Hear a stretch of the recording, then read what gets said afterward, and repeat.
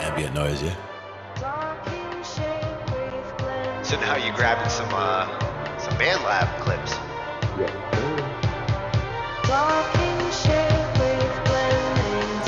Now for me, that would also be something where I would use like volume automation and like bring that from the bottom, like bring it in and then bring it back out. And these are the kinds of sounds you can scratch.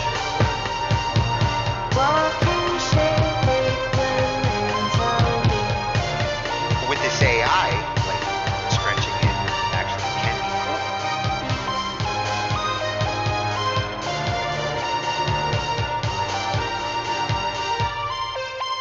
Oh, that was perfect for the interlude too.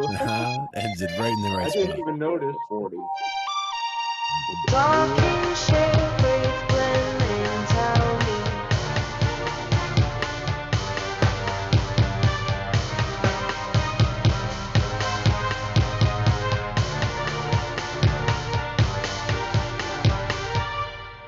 I didn't even realize the texture faded out at the interlude until it happened. I'm like, wait a minute. Sometimes you just, it was just meant to be that way. Hello, my friend. I'm on the right again. Oh, unmute the Glenn.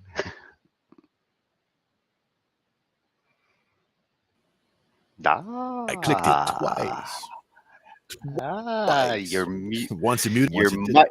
mic, your mic had stage fright. Go figure. Yeah. But now it's back and has the presence. So happy Thursday. And Some good technique. We've got some stuff going on for tonight. We said stage presence, stage fright, going back and forth, talking about both, how they interact a little bit. We'll see what we get there. well, We got some yes, fresh new pages.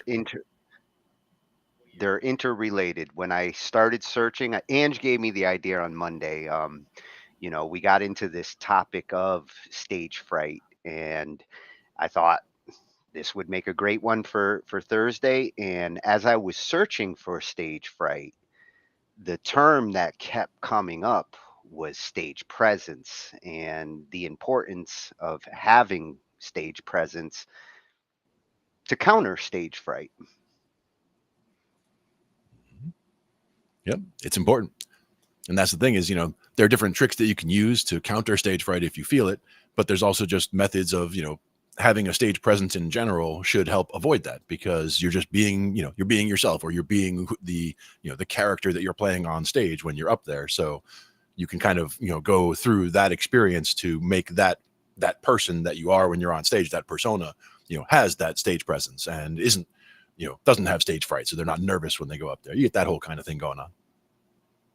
Yeah, and there's going to be a lot of talk about that, like the playing a character, approaching it as a role, and some of it actually doesn't just apply to musicians.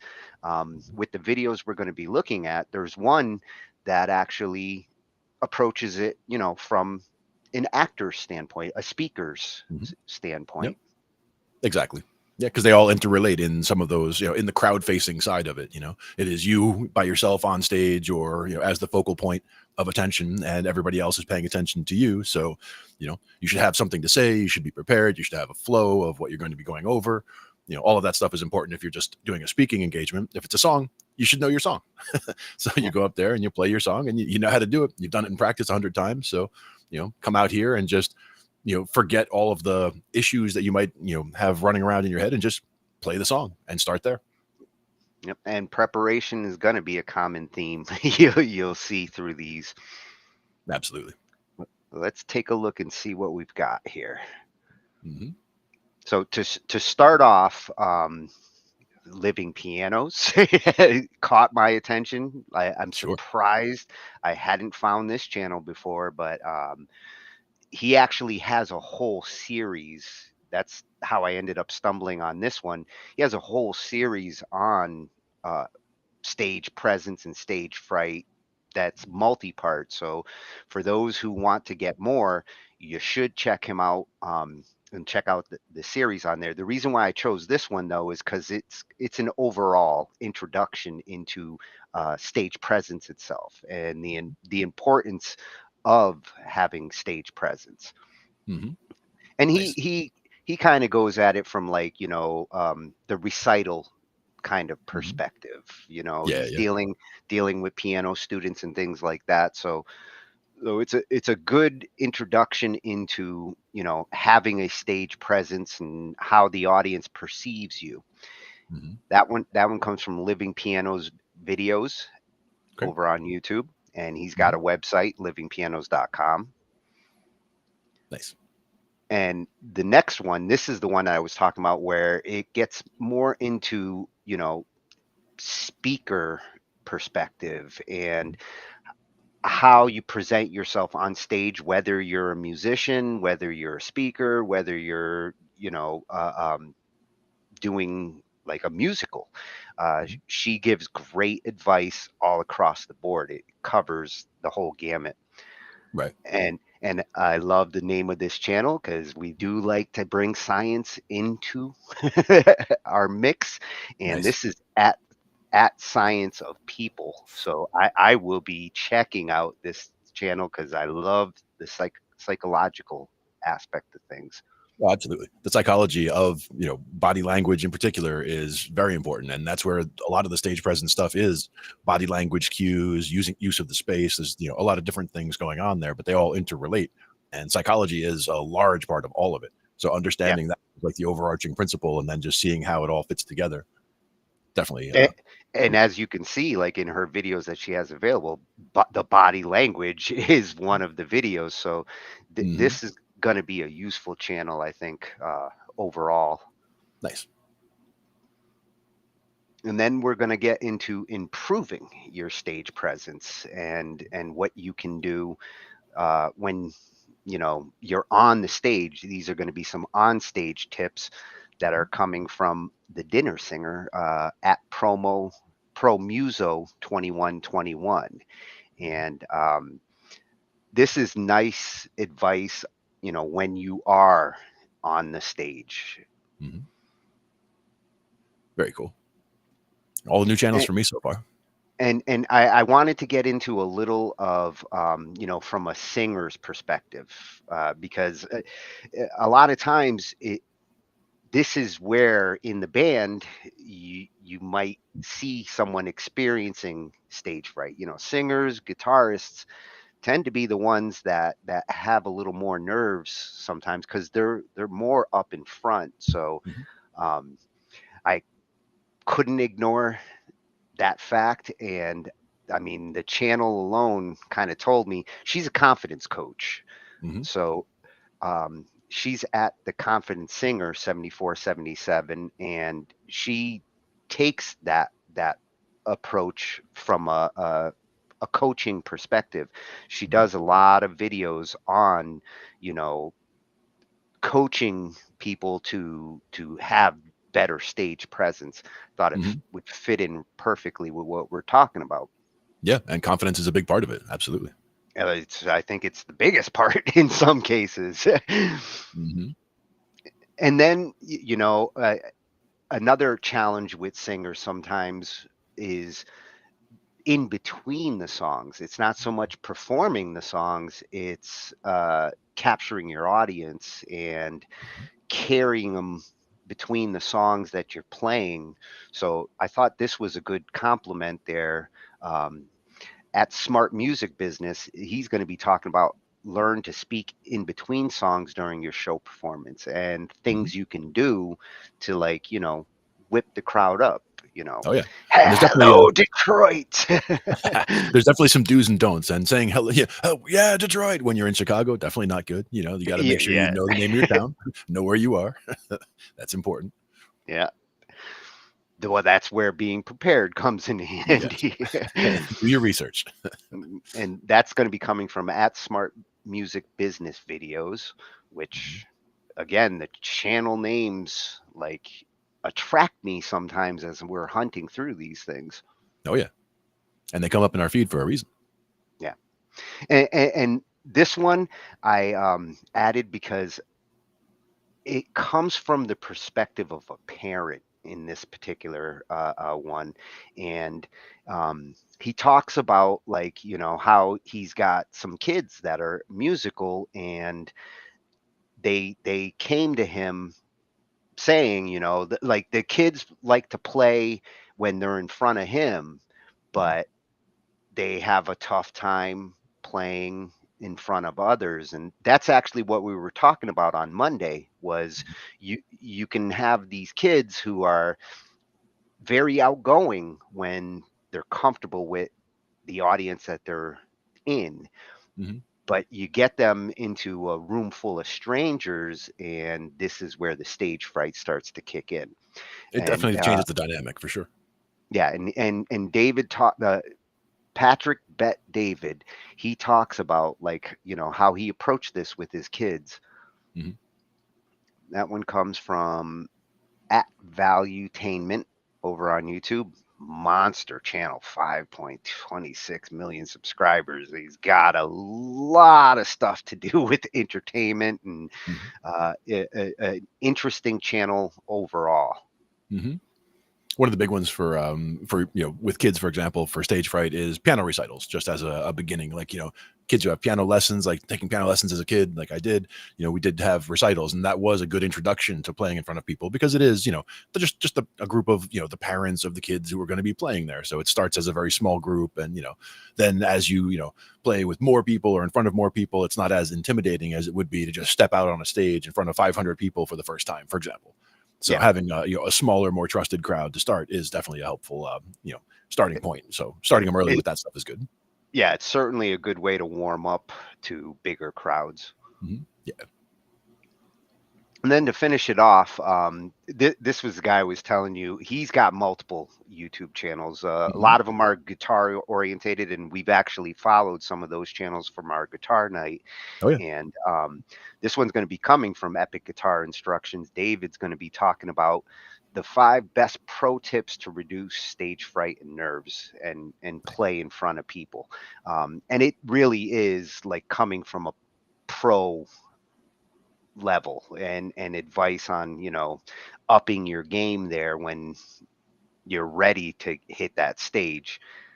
I believe David's was one of the first guitar channels that I checked out, actually, when I was getting into looking for stuff on YouTube for guitar instruction. This is one of the first channels I came across. Yeah, and I recognized him as I was going through, and I ended up having a couple of videos because he covers this topic on the different channels. So I was like, oh, well, I've got, I had 3 at one point. This is one of those topics that was not hard to find stuff for.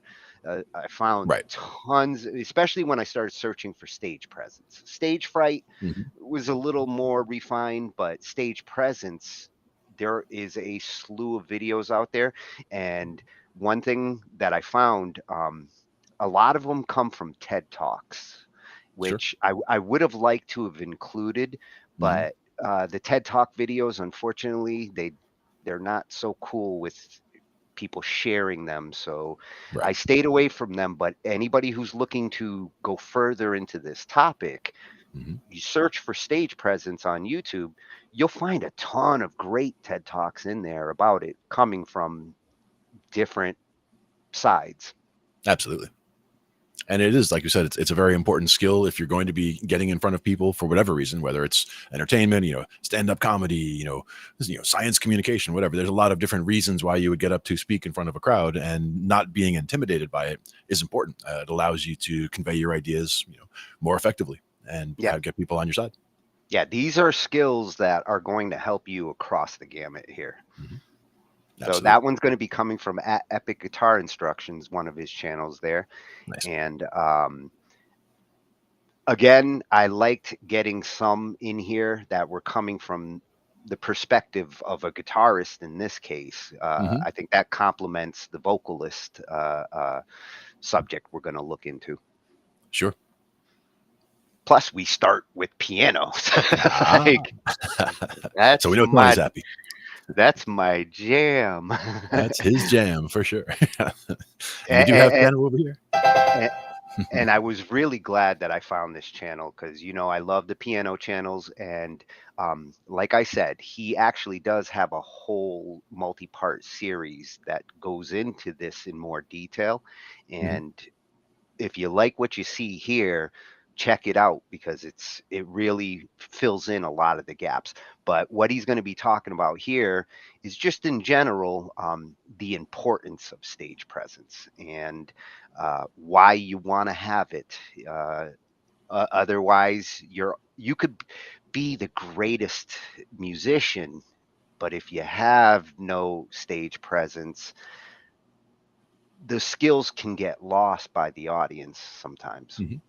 Absolutely. I mean, even as a bass player, I don't consider myself that important when it comes to stage presence, because I'm not the front man. Like you were saying, like the guitar player and the lead singer, they're the ones that are out front, and I'm just in the back in the rhythm section. Like, the drummer and I are just kind of in the back doing our thing, holding down a pocket. But at the same time, I shouldn't just be staring at my hand the whole night. But I do end up doing that a lot. So like I find myself like having to reposition myself so that at least, my hand is out towards the audience so that I can just glance up and look at them or look around the room while I'm doing things. It doesn't hurt to bob your head once in a while, look out into the crowd, find that pretty girl, wink. Now, me, I mean, I'm dancing around a little bit, not crazy dancing around, but you know what I'm saying. You know, I'm moving around on stage, holding a rhythm, trying to, you know, keep a leg going, keep my head nodding, so that people can, you know, keep time on stage. You know, they can use me as a reference, as a metronome kind of thing. But I definitely, you know, am not the center point of focus. So I'm not the one trying to be, you know, out in front. But the whole talking to people also, when we get to that video, that's one that I've seen bands, I've seen, you know, the need for people to talk, and so many people are so bad at it, right? Like, you know, somebody in the band, they have to go retune, or that somebody broke a string, they need a minute, right? So it's Yeah. 1 minute. You know, how hard would it be to just fill 1 minute? Well, turns out it's pretty hard, because if you're standing on stage and you're trying to play a song and you just want to come up with something off the top of your head to talk to, you know, to tell a room full of strangers about, and not sound, you know, whatever. There's a lot of ways to say things where people, like, they'll be like, "How you doing tonight?" and nobody answers, and it's like, okay, now what? Right? You know, that's the danger of trying to get a call and response if they're not responding. But you want to whip them up first, right? You want to, you know, tell them about, you know, take care of your bartenders, and, you know, glad to be here on a Thursday night, or whatever it is. You know, just throwing something out. They're telling a quick story about something that happened on the way over to the place. You know, whatever. There's ways to fill that time. But it's important to have some way to fill that time, rather than just leaving dead air, because that's no good. Yeah. And you know, when it comes to the bassists on stage, I think the ones who sing a little bit, do the Mhm. backing vocals and things like that, tend to have better stage presence Mhm. than the one who's just Yep. noodling on those strings the whole time. A little bit of that along with it forces them to actually make the faces, sing a Mhm. little bit of a part, and I think that brings them in. And you know, with drummers, the ones who have the presence, they'll Mhm. be twirling their sticks, Oh yeah, or like making a throwing show. their arms up, and with the guys in the back, you can always tell the ones that are like really into it and have that stage presence. Exactly.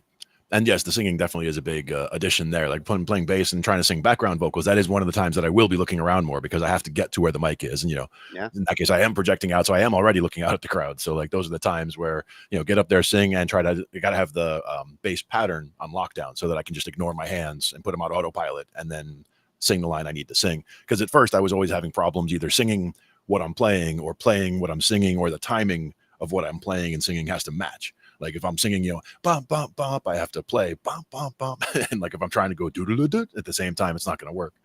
But now Alright, it's gotten easier. But it gives you that moment to connect with the audience mhm, along with the singer. yeah, Man, it and gives it more is of when a unified, like that's when the whole band gets a stage presence, when you see like the whole band come together, sing the background vocals, you know, that always makes for a stronger song when the whole band comes together like that. exactly, and it sounds much more full as well. I have a very deep voice anyway, so like me singing, you know, any kind of backgrounds at all, puts like a subfloor under whatever anybody else is singing. So it's like, you know, I would get that kind of thing, even if it's the same note. You know, which, you know, technically you wouldn't normally do. You'd do a harmony where you get, you know, two different notes, and you're trying to cover more of ground that way. But even if we sing just, you know, the same notes in unison, it's me singing so much lower that they sound more full. You definitely have a voice a subwoofer would love. I freaked out sound guys that way before. Just, I went out to the mic and somebody wanted me to check the mic. So instead of just coming out and going check, check, check, I just came out and went, "Meow." Just like, and they just started rumbling the entire stage, and they thought it was a feedback going on from the bass, and they're like, the bass isn't even plugged in. And then I just stopped, and they're like, what happened? I don't need an amp. Yep. Nope. Not to get down low. We can do that. But yes, we should get to living pianos. Yes, let's see the importance of stage presence and what it is. Mhm.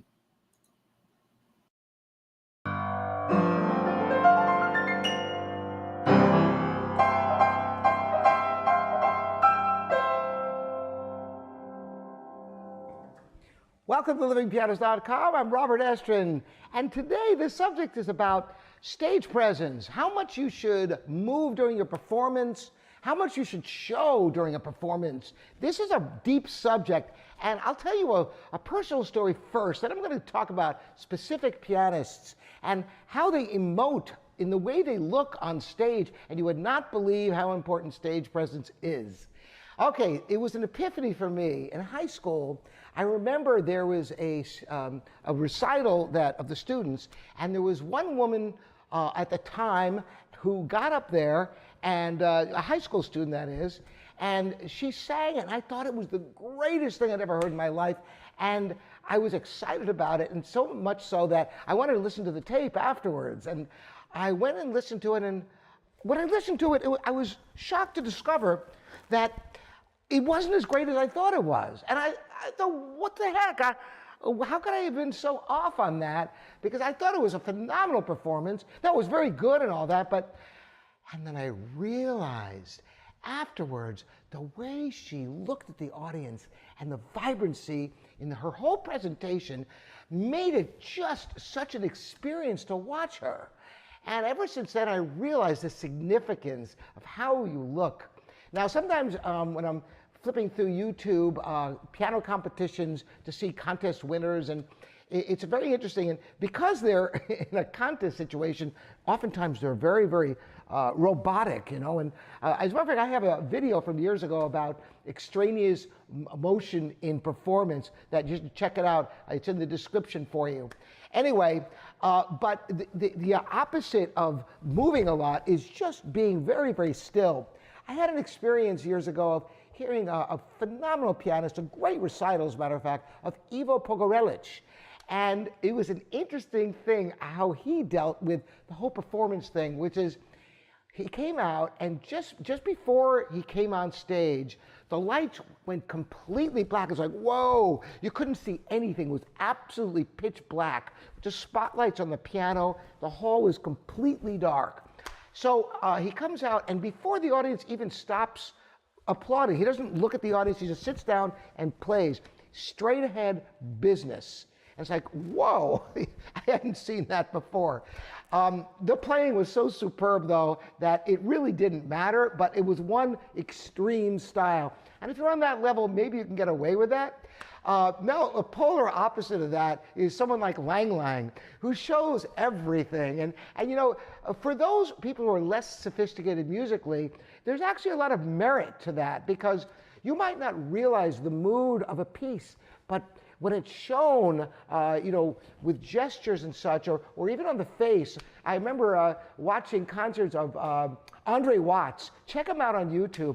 Every single nuance of the music is like you don't even have to hear the music to know what he's emoting moment by moment.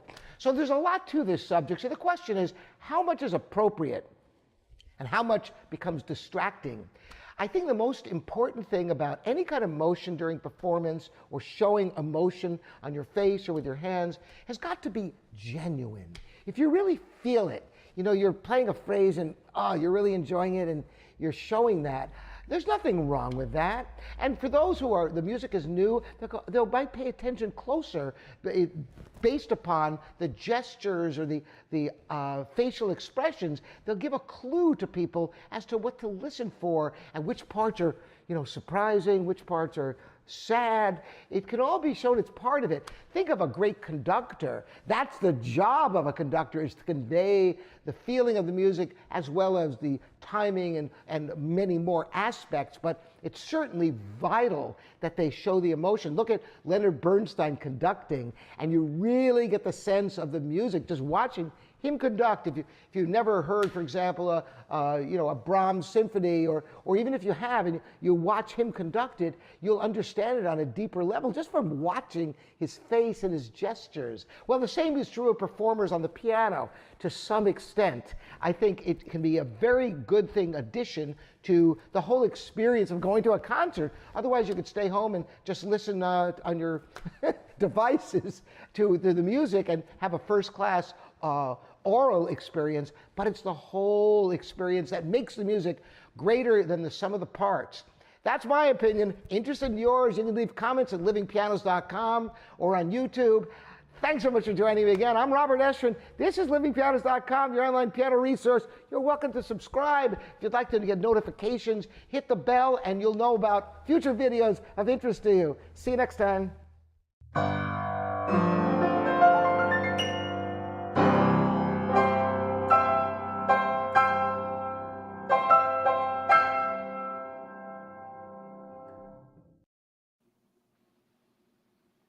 like Robert. He's got a lot of energy.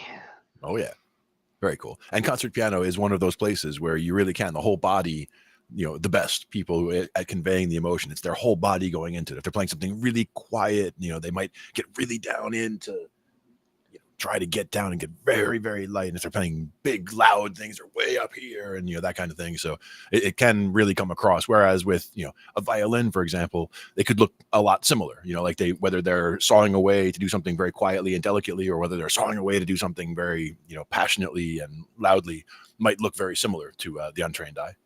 Yeah. And he makes a good point that conductors sometimes carry the weight of that expression for the whole orchestra. An orchestra musician might look robotic in some cases, but that conductor, the great ones, you see the emotion in the music from them.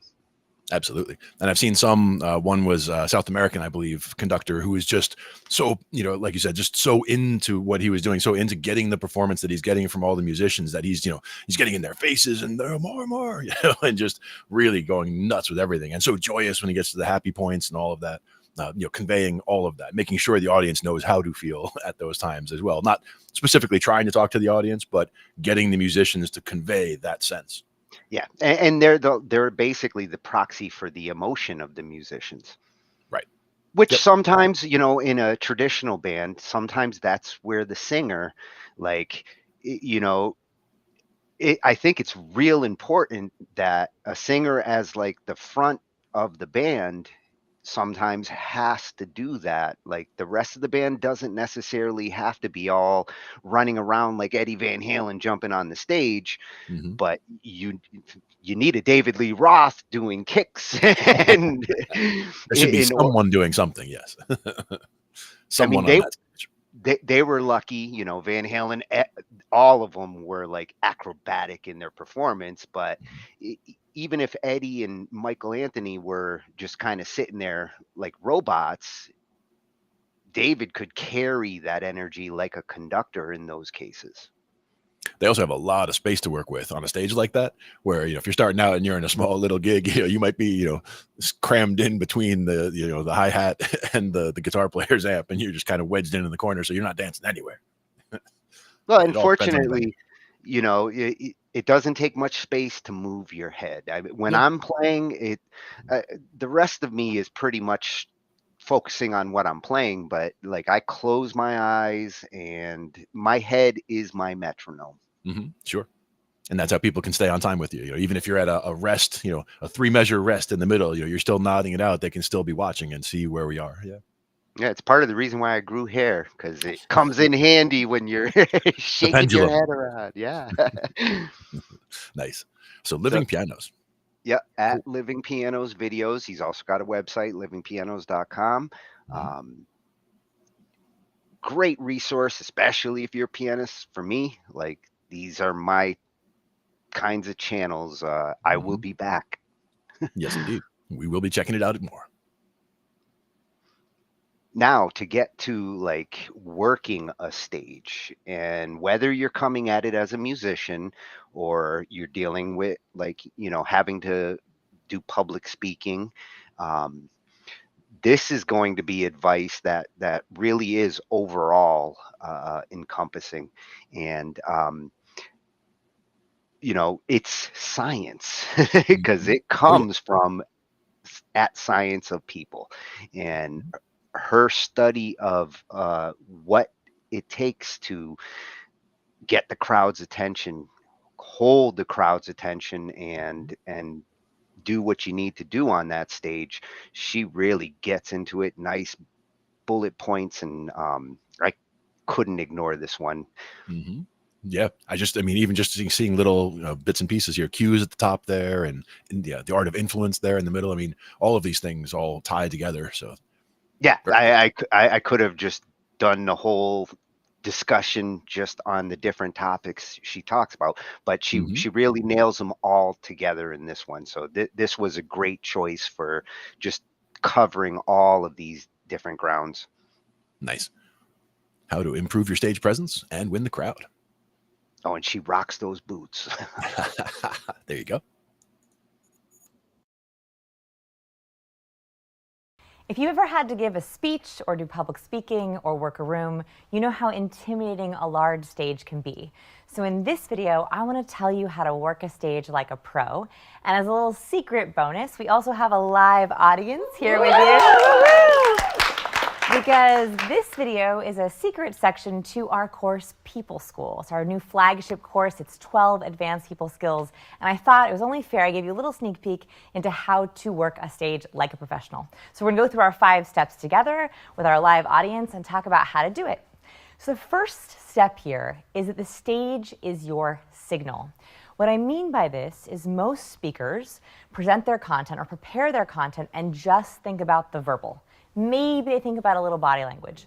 What they don't realize is that the confidence they use when working a stage is often a signal to the audience of how confident they are with the material.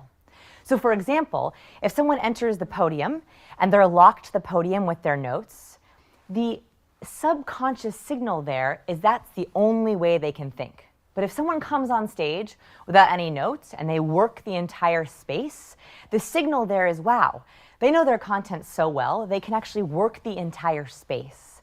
So even if you know your content so well, if you don't know how to work the stage or work the space around you, it can be a signal to your audience of low competence or low confidence in your actual work.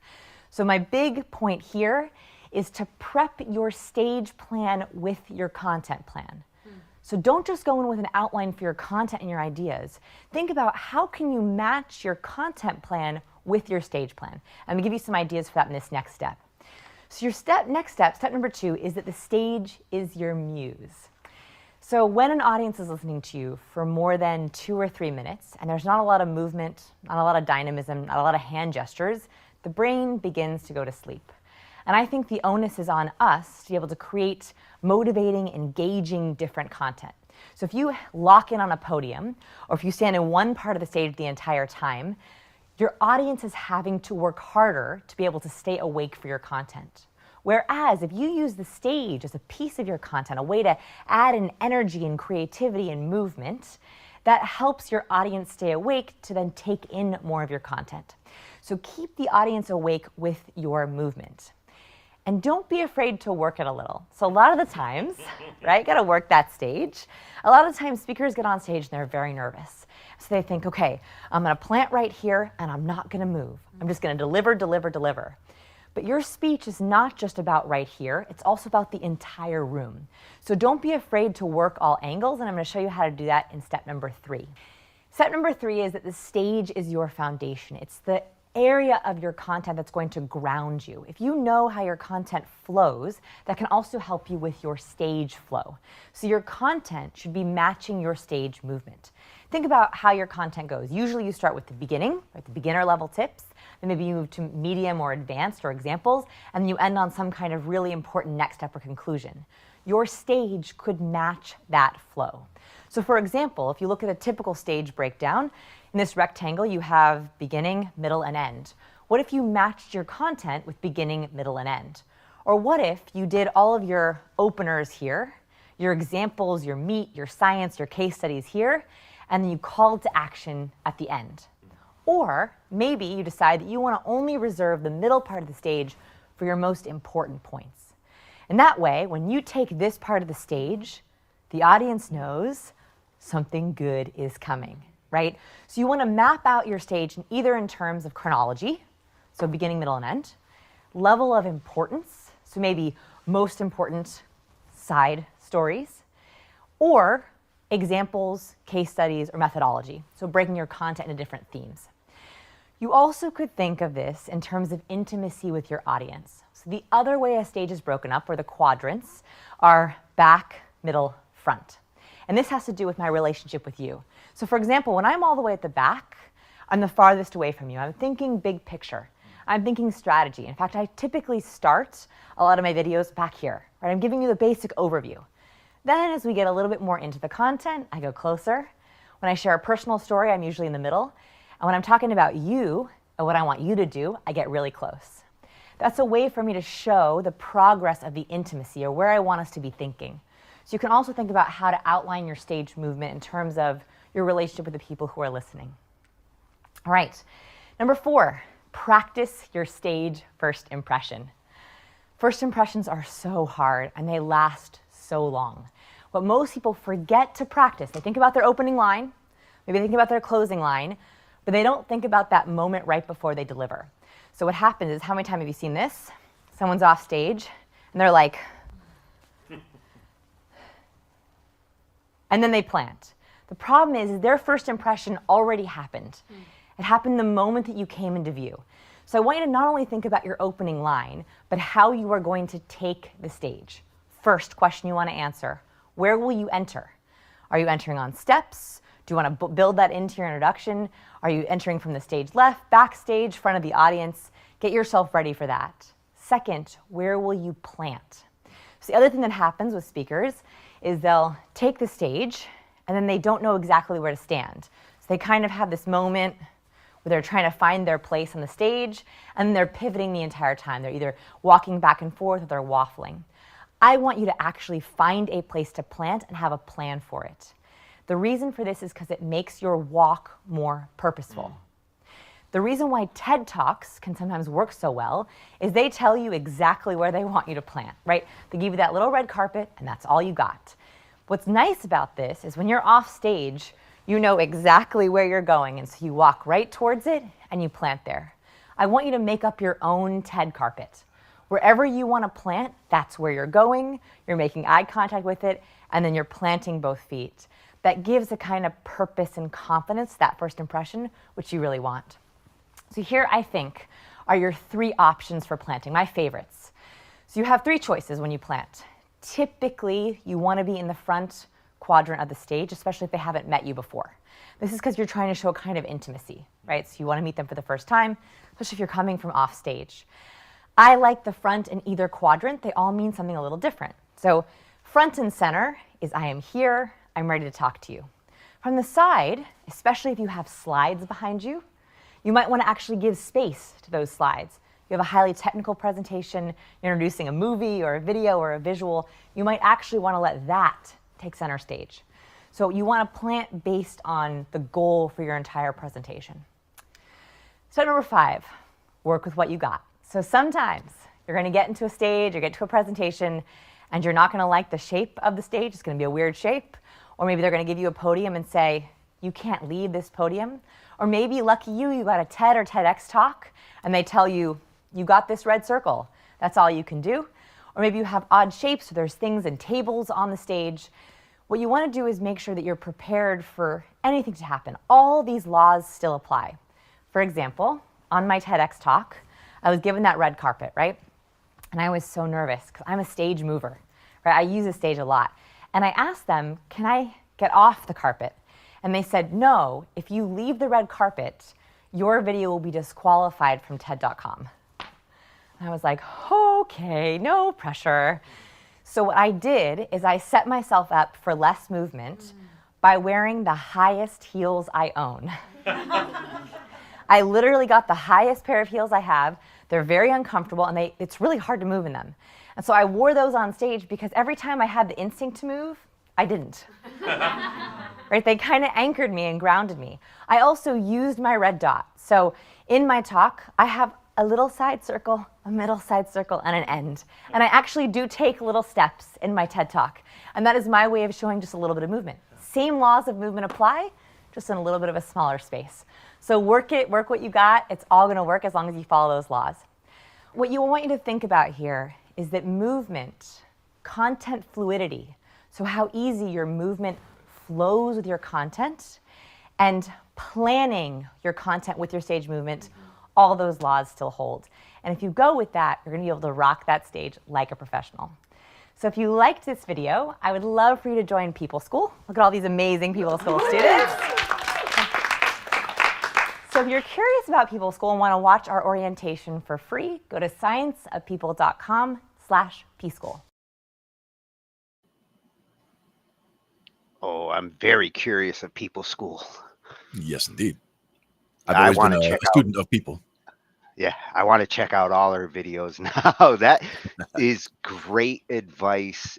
You know, with musicians, placement is, you know, not always that that flexible. The bassist goes here, guitarist Yep. goes there. Singer gets the most flexibility, you know, with the front. And what she talked about, like going into the audience, depending on what you're trying to say and whether you're trying to bring them in, Mhm. you know, if you've got the right music and the right song, that's where like the singer leaning in and staring at the pretty girl in the front and then Mhm. pulling back, it's all about timing and working the music into that movement.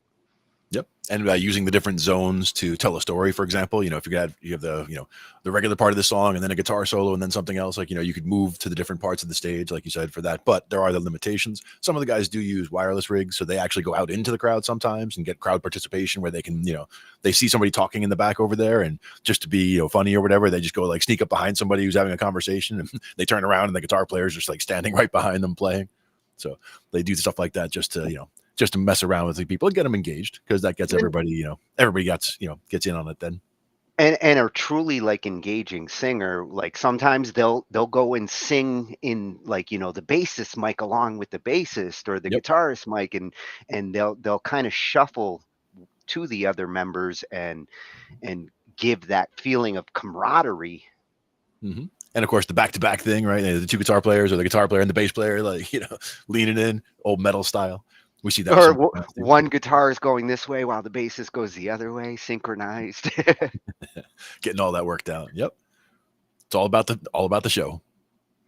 But yes, this is good information that, you know, is not just for music, but also for speaking. And her information is not just good for speaking, but good for music as well. It's a good psychological study of like how people work and how you can work people when you are on that stage. Like she said, the stage is your muse, you know, it's your tool. And understanding the verbal and nonverbal cues that, you know, these things are hinging on is also important, because that's all, you know, important psychological information that's, you know, not everybody picks up on, I guess, and not everybody really studies directly. But if you've done a lot of people watching ever, you know, you see how interactions go. Like you could have a TV show on mute and you can tell what's going on. You know, are they having a peaceful interaction? Are they having an angry interaction? Like you can pick up on these things just from watching, not necessarily listening. Well, and But a lot of times as musicians, we work off of the reaction of the crowd. So, right. you know, that sometimes helps to get a musician more comfortable when they Mhm. see a reaction. Same goes with comedians. You know, Yep, absolutely. a comedian really kind of has to work off the crowd and the reaction in order to like really do what they do.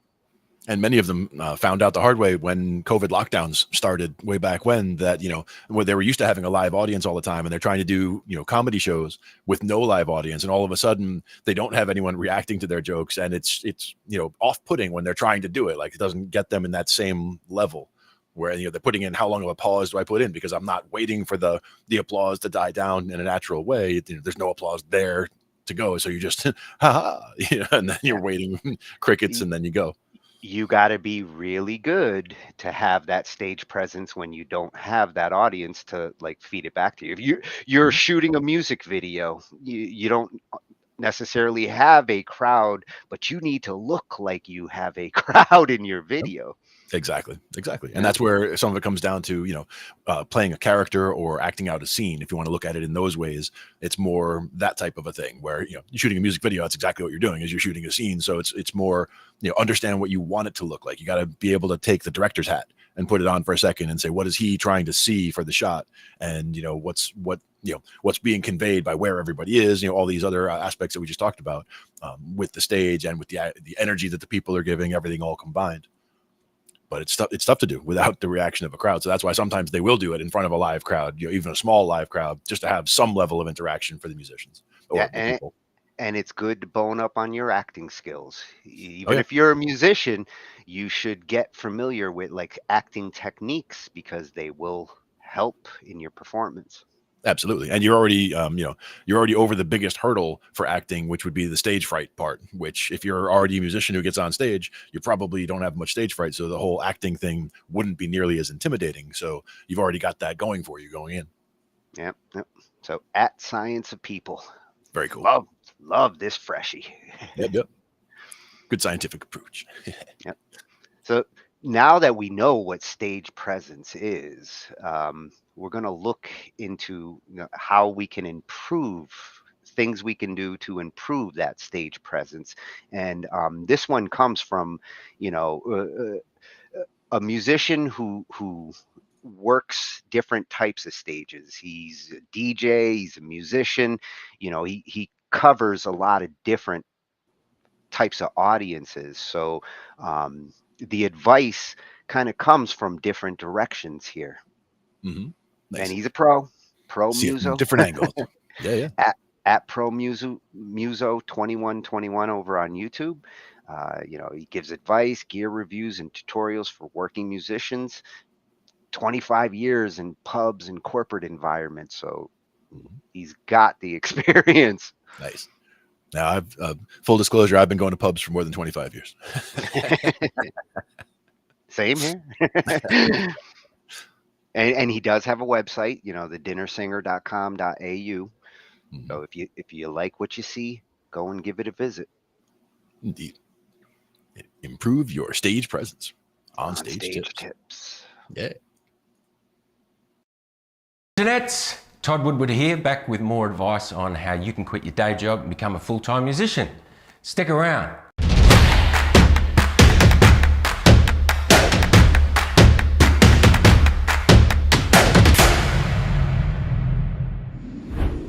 Stage presence is something that you can not only improve on by way of experience, but also with some general guidelines to follow. Fast track your stage presence by following some simple rules that I'm going to lay out in this video. Here are 8 tips that will help you improve on your stage presence. Number 1, posture. During my band days, a confident stance without trying to look like a guitar hero was foremost in my mind when considering stage presence. These days, my act is seated, but a good posture is equally important. A slumped posture gives off a feeling of being shy or introverted, not confident. The simple act of sticking your chest out, a little lifting your chin can help you physically feel more confident and in control. If any of you have ever done theatre, you will understand that a dress rehearsal, that is a rehearsal with a full costume, makeup and props, helps immensely in feeling more in character. The same goes for your body physically. If you mimic the part more, you'll feel the part more. So try to get into a habit of confidence by owning that space you are in and shining in it, rather than diminishing in it. This does not mean standing there like Freddie Mercury while you're playing an early set at the Pig and Whistle. The occasion must fit the amount of confidence, but you get what I mean. Number 2, don't try to be something you're not. You need to find your own personality on stage. If you're a soloist, there is no one to bounce off, so you need to find out what makes you unique and lean into it. Don't be afraid to say things over the mic in a conversational way. For example, talking about a song that you've just performed or are about to. You could Google information about an artist or a song to find out interesting facts and then mention that over the mic. It's relevant to what you're doing, and the more you do this, the more comfortable you'll become in doing it. Silence can be the worst feeling in between songs, especially if there's no reaction from the audience. So having a few things in your back pocket to say can break that silence. It doesn't have to be funny, it just needs to be interesting. Number 3, include the audience. This is important. You want to show the audience that you appreciate them. There's nothing more ostracizing than appearing like you don't care if you're not engaging with the members of the audience. This can come off as arrogant. They don't realize that you may be just nervous and can't think of anything to say. You need to develop a way of connecting with people during your performance. You could ask over the mic for people to call out requests. I often say something like, please feel free to shout out any requests. If I know them, I'll do them. This at least shows you care if your audience is enjoying the music and gives them more of a chance to enjoy it by playing a song they already like. This can also make you look like a musical genius or a schmuck. If you know a song they call out, it appears you can play anything. If you don't know it and you get a few requests of different songs that are not in your rep, it can make you look like the opposite. So it's a bit of a gamble. People assume that if you're a pro, you can play anything. They simply don't understand what it takes to build a repertoire. So to increase your chances, you could mention the name of an artist of which you have learned songs. Any Van Morrison fans out there? You could also mention a decade or a genre. How about a little something from the 80s? Or I'm feeling a bit of reggae, what do you reckon? This opens you up to a huge range of options. This simple thing gives you a line or two of banter and makes the audience feel like they're involved. Saying nothing, song after song, is going to get you offside with an audience pretty quickly. Sometimes it's not appropriate to say too much. If you can sense that people are happy with the music but their focus is on conversation with their friends, it may suit the vibe not to say much, But try to at least smile and look like you're enjoying the music that you're playing. Every gig is different and you have to be aware of the feeling in the room and adapt to it. Of course, I'm thinking of the perspective of a soloist. I'm a soloist, so a band situation may be different, as most bands are hired to promote a more high energy experience. Number 4, don't read into it too much. This depends on your personality. As a general rule, most creative people are a little sensitive to what other people think of them. Yeah, it's true. This is a very natural feeling. We want people to like us. But not everyone will. For the longest time, I'd always seem to notice people in the audience that I feel were not enjoying it. I would imagine they were a great guitarist and they were judging my playing. This would always make me feel nervous and affect my performances because mental energy was being taken away from my priority, which was the performance itself. And then if I spoke to him in the break, I realized they were nothing like I had thought and I just made it all up in my head. This really is too sensitive and you can't let yourself fall into that trap. You have to stop worrying about what other people think. Realize that you are performing and they aren't. You are there because you are good enough to be there. So get on with what you're doing and just do it. This can be a hard thing to overcome and it may just take experience, but the more you're conscious of being confident in your head, the more you will overcome this. The truth is that while you're up there concentrating on every other note you play, others are not viewing you under that kind of microscope. So what if you hit a bum note? Hit it again, call it jazz. Remember, it's not all about you. One way that a newbie will stand out like a sore thumb is if they react to their mistakes. Don't laugh at yourself by bringing any emotion to the mistake. Act like it never happened. Don't react at all and pretend you meant it. Bringing attention to mistakes only emphasizes them. By not reacting, people will only have to assume that you meant to do it. Shit happens. You're going to screw up from time to time. Accept it. Make a mental note of the screw up and when you get home, fix it so it doesn't happen again. Number 5, record yourself. It's a good idea to occasionally record yourself performing. This can give you an audience point of view of how you appear on stage. Ask a friend to capture some video on their phone and just take a look at where you can improve. Compare yourself to other artists and refine your act. Number 6, don't be negative. If a crowd is not responding, the worst thing you can do is blame them. Is this thing working?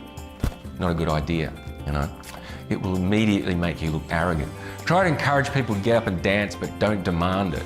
Don't make fun of anyone in a derogatory way for a quick laugh. You will come off as a jerk. You will inevitably be met with poor audiences. This is something that you need to get used to because if you're playing pubs, it's a common thing. Remember that it's not your fault.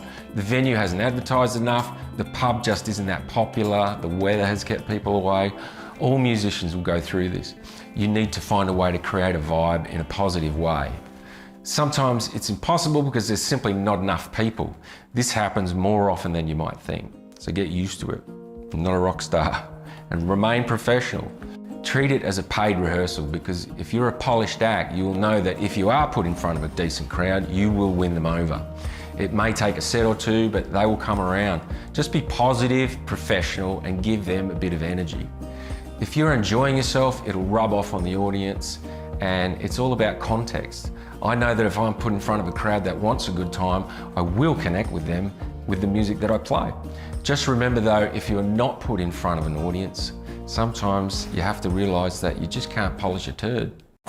That's life for the vast majority of musicians. So just try to connect with the music itself and enjoy it for what it is. Because while there may be only a handful of people watching, the staff and management are watching and listening. And you want them to remember you as a pro, even when it's quiet. Number 7, watch and learn. You can learn a lot from other performers, good or bad. Go along to a few shows of artists similar to you and just watch from an audience point of view. Even if the performer you're watching is no good, at least you can learn what not to do. If the performer is connecting with the audience, watch how they do it. It may be through the clever banter they use or a persona they have developed. Take note of the things they say and how they say them.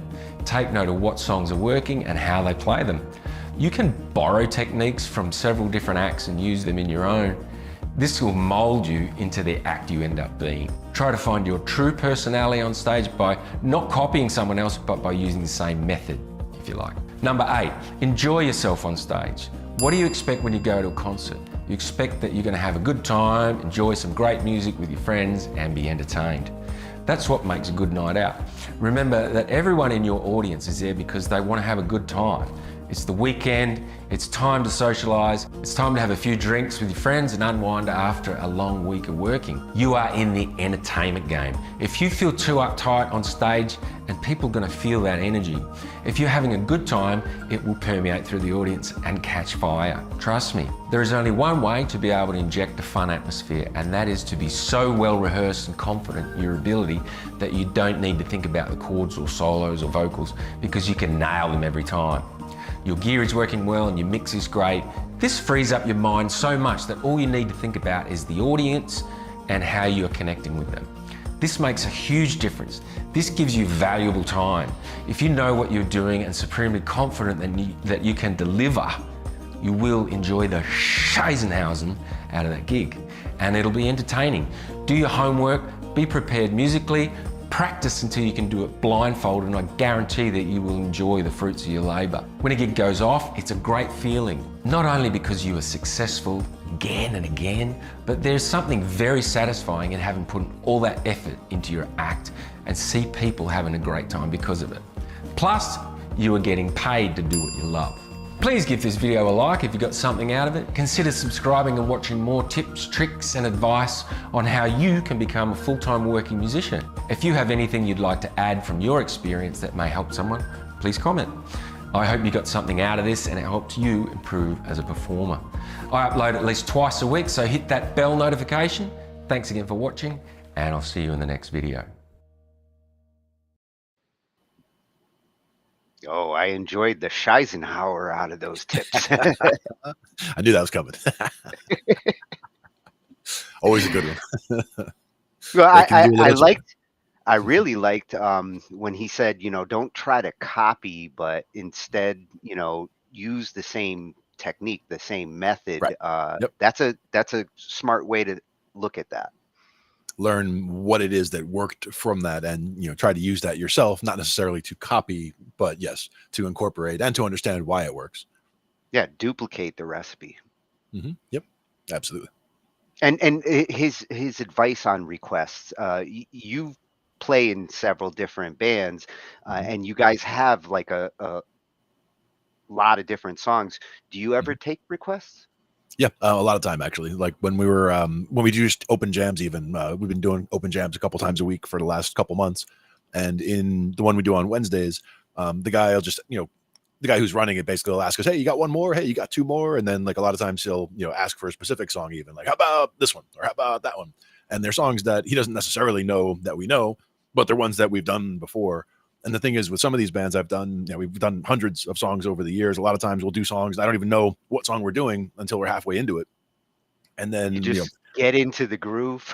Yep, exactly. I hear what the chords are coming around. And even like we can just throw on a song, like if we're going to try to learn a song, we'll put it on. And as soon as it comes around, like I hear the chord structure come around once. And by the second time, I'm probably finding it on the bass. And by the third time, I got it.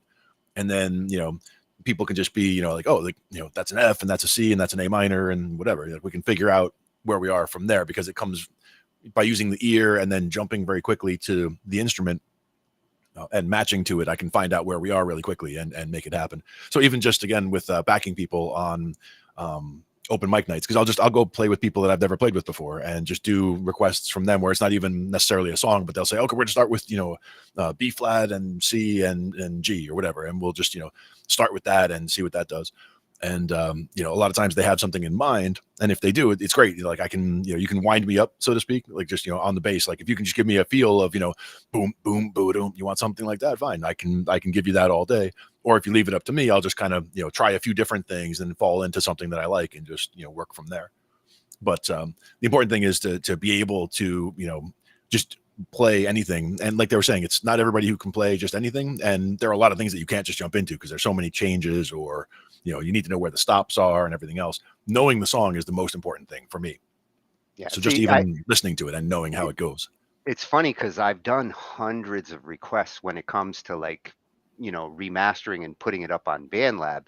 Mhm. But when it comes to live, I've always been like hesitant to ever do requests because like he mentioned, if you get a couple of requests in a row that you don't know, Mhm. it starts to. But I loved his suggestions on ways to steer the Yeah, requests and there's like, hey, how about something from the '80s? Kind exactly. of narrows the gap. Exactly. And I mean, one of the bands I work with is an 80s band. Another one that I work with, they have a method where, they have their set list, and these are the songs that they're going to do, first set, second set, but they also have a section at the bottom that's extras.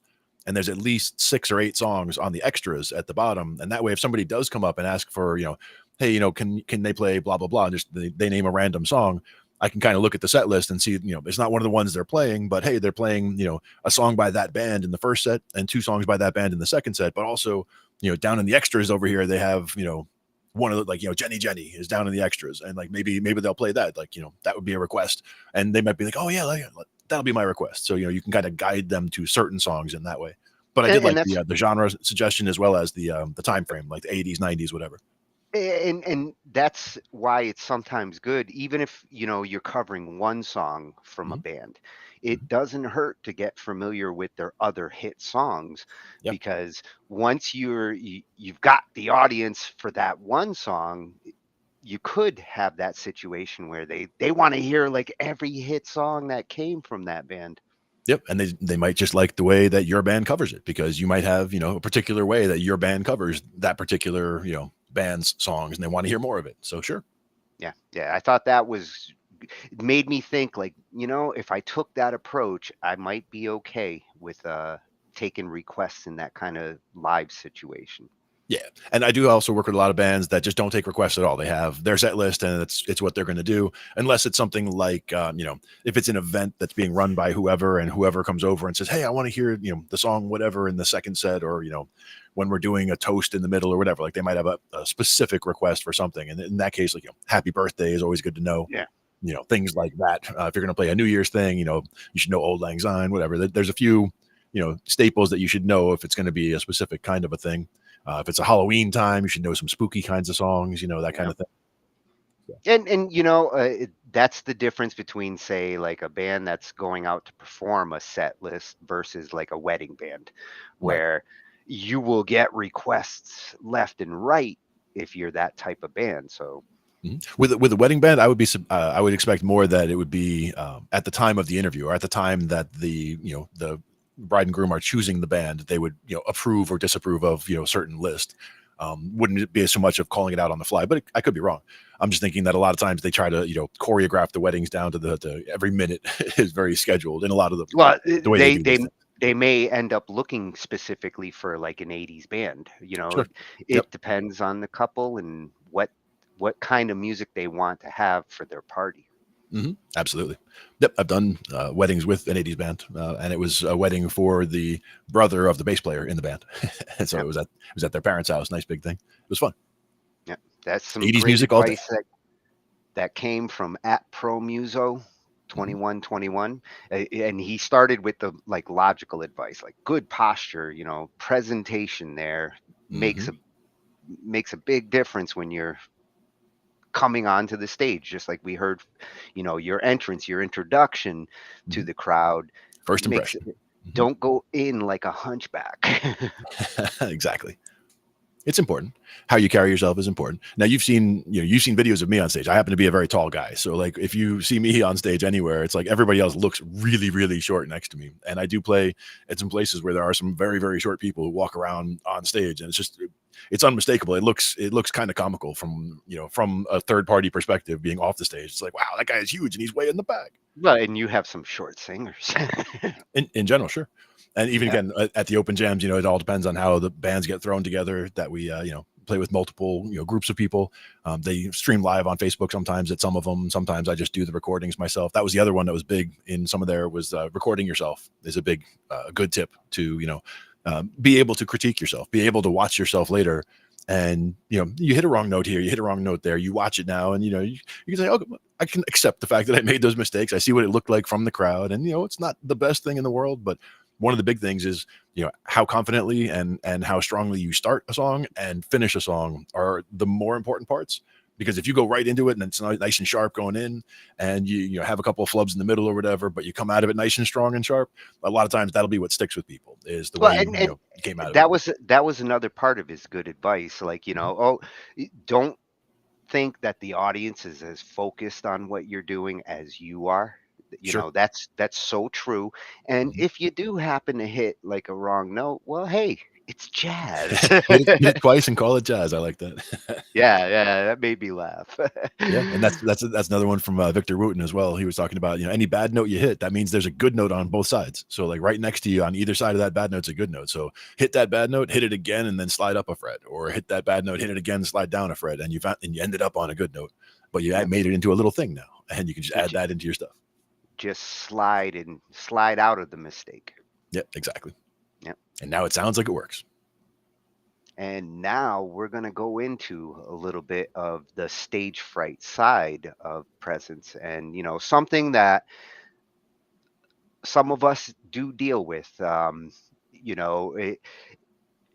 the next couple of videos, there's going to be some debate on whether it's real or not. And for this one is more vocalist centric. It comes from at the confident singer 7477. She's a confidence coach, so for her focus is on improving your confidence. And what she's going to talk about here is how stage fright and confidence intermingle there.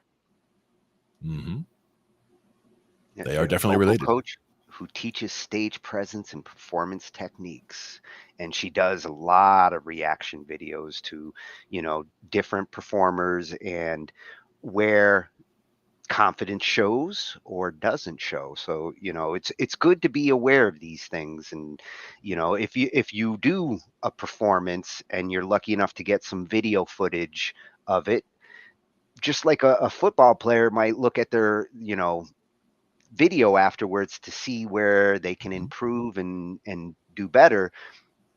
These are the kinds of things you want to look for in your performance. Absolutely. It's important to be able to look at yourself from the audience perspective and to be able to accept, what you are on stage and what you're presenting and how to improve it and how to give them the show that you're trying to give them. Yeah. And do it with more confidence. And more mean confidence. What you're singing. Mean what you're singing.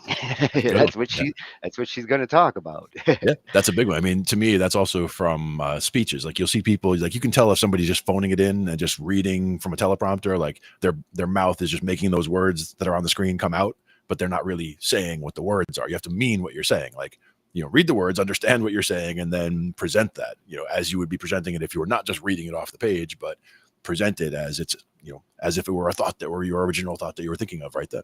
Yeah, you don't want to be disingenuous. Right. Exactly. Because that comes right through.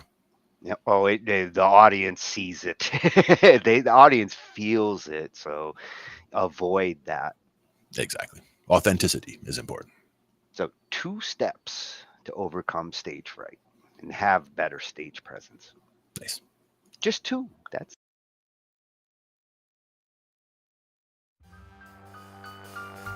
Have you ever felt the rush of an excitement when you finally get that opportunity to perform?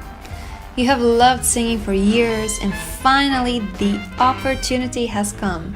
In other words, you're over the moon. You practice and practice, then consider every little detail of your outfit, and you just love how your voice sounds during the practice. You have finally found the courage to say yes to the opportunity, and you just can't wait. When the day arrives and you're about to step in front of people, suddenly you're hit by something you did not expect. Your mouth is dry like a desert, although you have been drinking water like an addict. Your hands are stone cold, and you start to worry, do you even have blood inside of you? Knees are shaking. You realize that wearing these shoes were a bad idea. Feels like your body is just so awkward and almost as it's not as a whole. Because of those damn shoes, you don't feel grounded. More like a floating awkward body in the air. Of course, by now you know that saying yes to this opportunity was the worst decision you have made in your life. You'll never be as good as Daisy. Daisy has much more experience, better training, she's prettier than you are, and Daisy has a better stage presence. How can you even think you can compare to her? If this sounds all so familiar to you, no need to panic, my friend. There are 2 ways to fix it. First, dear singer, mean what you're singing. It's that simple. If you're performing a sad love song, write down a sentence that triggers you to feel sad about your love life. And with that emotional memory, step on the stage and deliver the song. Find in the lyrics something that you can relate to. It doesn't have to be from your own experience, although it does help. You can always just make up a story in your head. Our brain can tell a difference between reality and imagination, and it will believe whatever you tell it. Second, see the person you're singing to. This can go 2 ways. An imaginary person sitting in the audience, or an actual person sitting in the audience. In either way, see it. By this, you'll avoid the awkward, fake, emotional, eye-closing party, and you'll have more stage presence. See the person. See the reactions on the person's face. See the person and sing to it. And ask yourself, what do I want my person to feel while I'm singing the song? And then, just make sure the person feels it.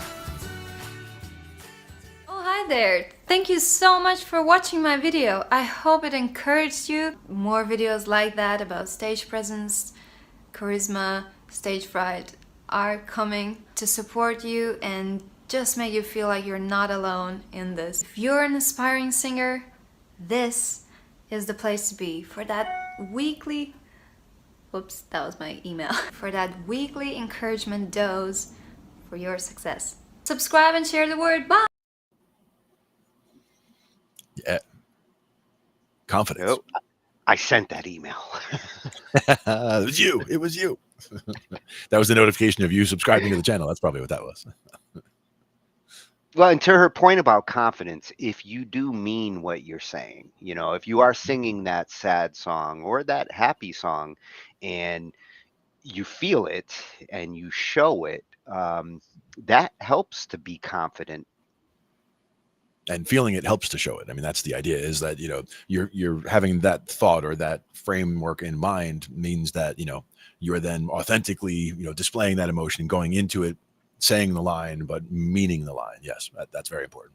And going back to the earlier videos, how you on the stage, if you're going into the audience and singing that sad song and coming in, the effect that it can have, or like a duet where you've got, you know, Kenny Rogers and Dolly Parton looking each other in the eyes as they're singing to each other. The effect that has is magical. Oh yeah. Yeah, they're evoking the performance from each other in that case. Yeah. Yeah, for singers out there, you know, this is truth. Yep, absolutely. And even just you know, singing background vocals, for example, as a, you know, if you're backing somebody up, you can actually inspire them to sing more powerfully there as well. Because if all of a sudden your backgrounds are coming in strong and they were just kind of, you know, singing, you know, at a medium volume, they weren't quite comfortable in what they were doing, it might accelerate and boost them to have that confidence, you know, with what they're doing as well. You lift me up with that big booming voice. Yeah, gotta make sure we check that. Make sure we EQ it down, you know, not too much low end. So blowing out the subwoofers. Anybody who's looking to improve their confidence and struggling with it and want to boost it up, you know, at the Confident Singer 7477, she really does cover a lot of that. That's her forte. Indeed. I like it.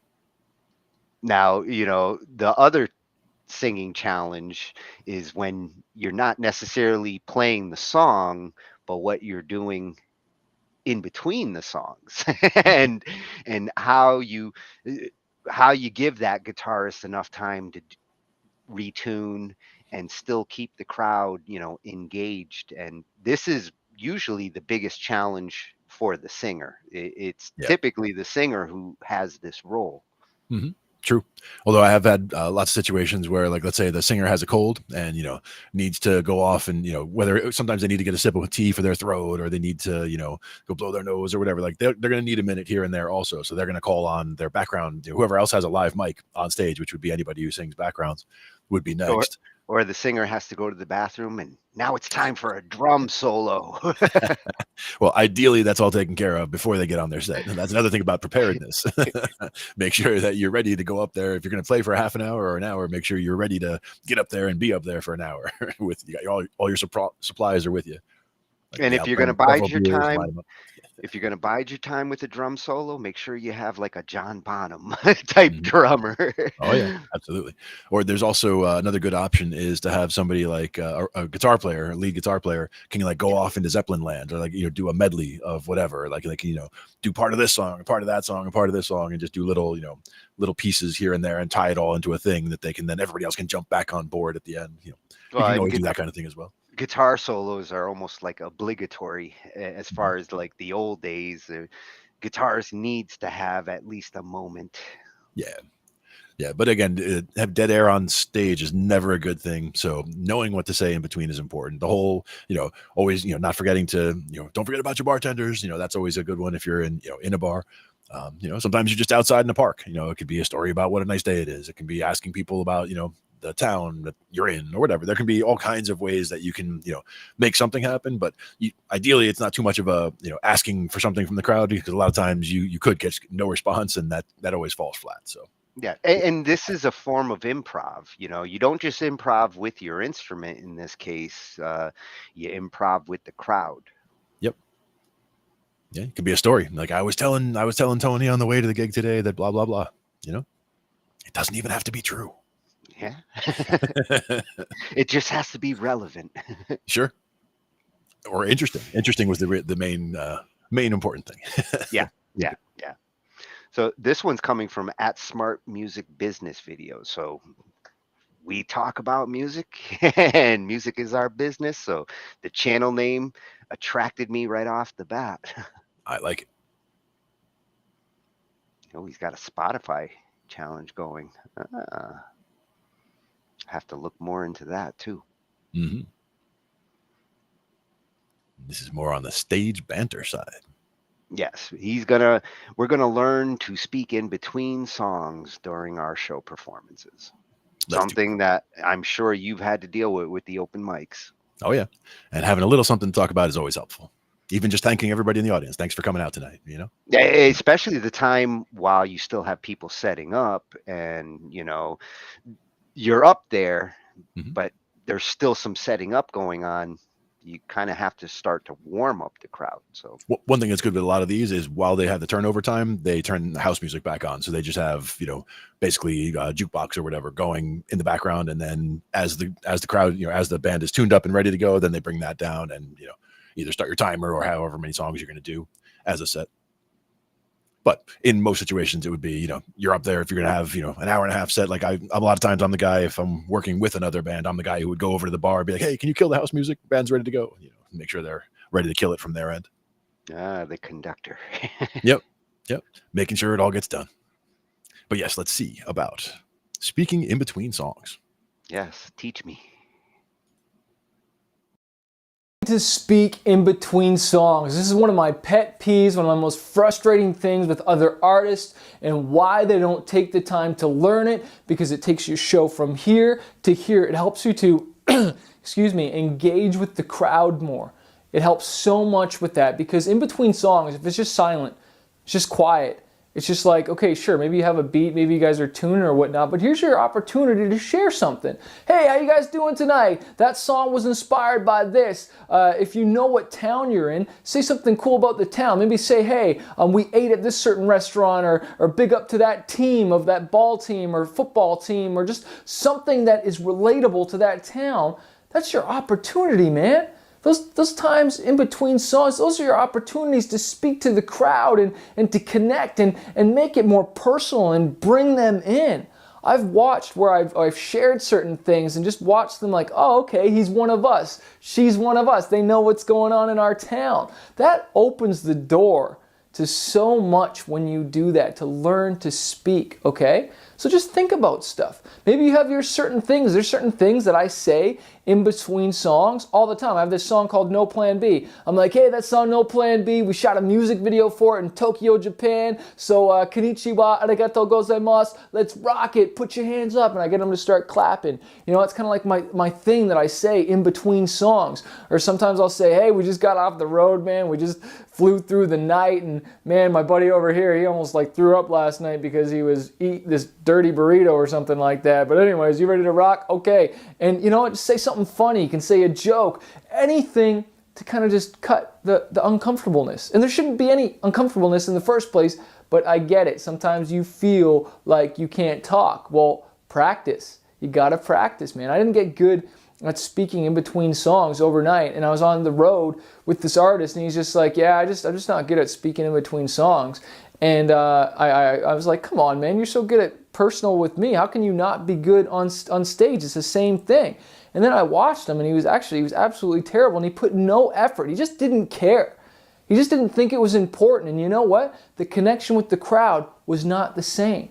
I've seen bands that are so good at connecting in between songs, telling jokes, and just having fun with the audience, bringing them forward. I've seen some dudes go on stage wearing a jersey or something like that of the team, or they take off their sweater and they're wearing the jersey of that team, of that city they're in, and it's just like, oh, and people love it, you know, or naming one of their cool local restaurants and say that you ate there, and just sharing your story. Sharing your story about what inspired you, why you're doing music, how you got into it, you know, what got you started, you know, a struggle. People love a little short little struggle, and you don't want to go on and on and on. You got to keep it quick, but if it's real, then people are going to love it. I've heard so many people say to me, Chris, I loved it when you shared, or I loved your show. And I'll say, well, what part did you like about the show? And they're like, oh, I loved it when you shared your story. And I was like, really? Well, that's cool, man. And it was just like, wow, you know, you don't know this. And so when people come up to you after the show and they do say, hey, I loved your show, ask them, what did you like about it? What was your favorite part? And try and get more than just all of it. I loved all of it. Say, no, what was one of the parts you really liked that you liked about the show?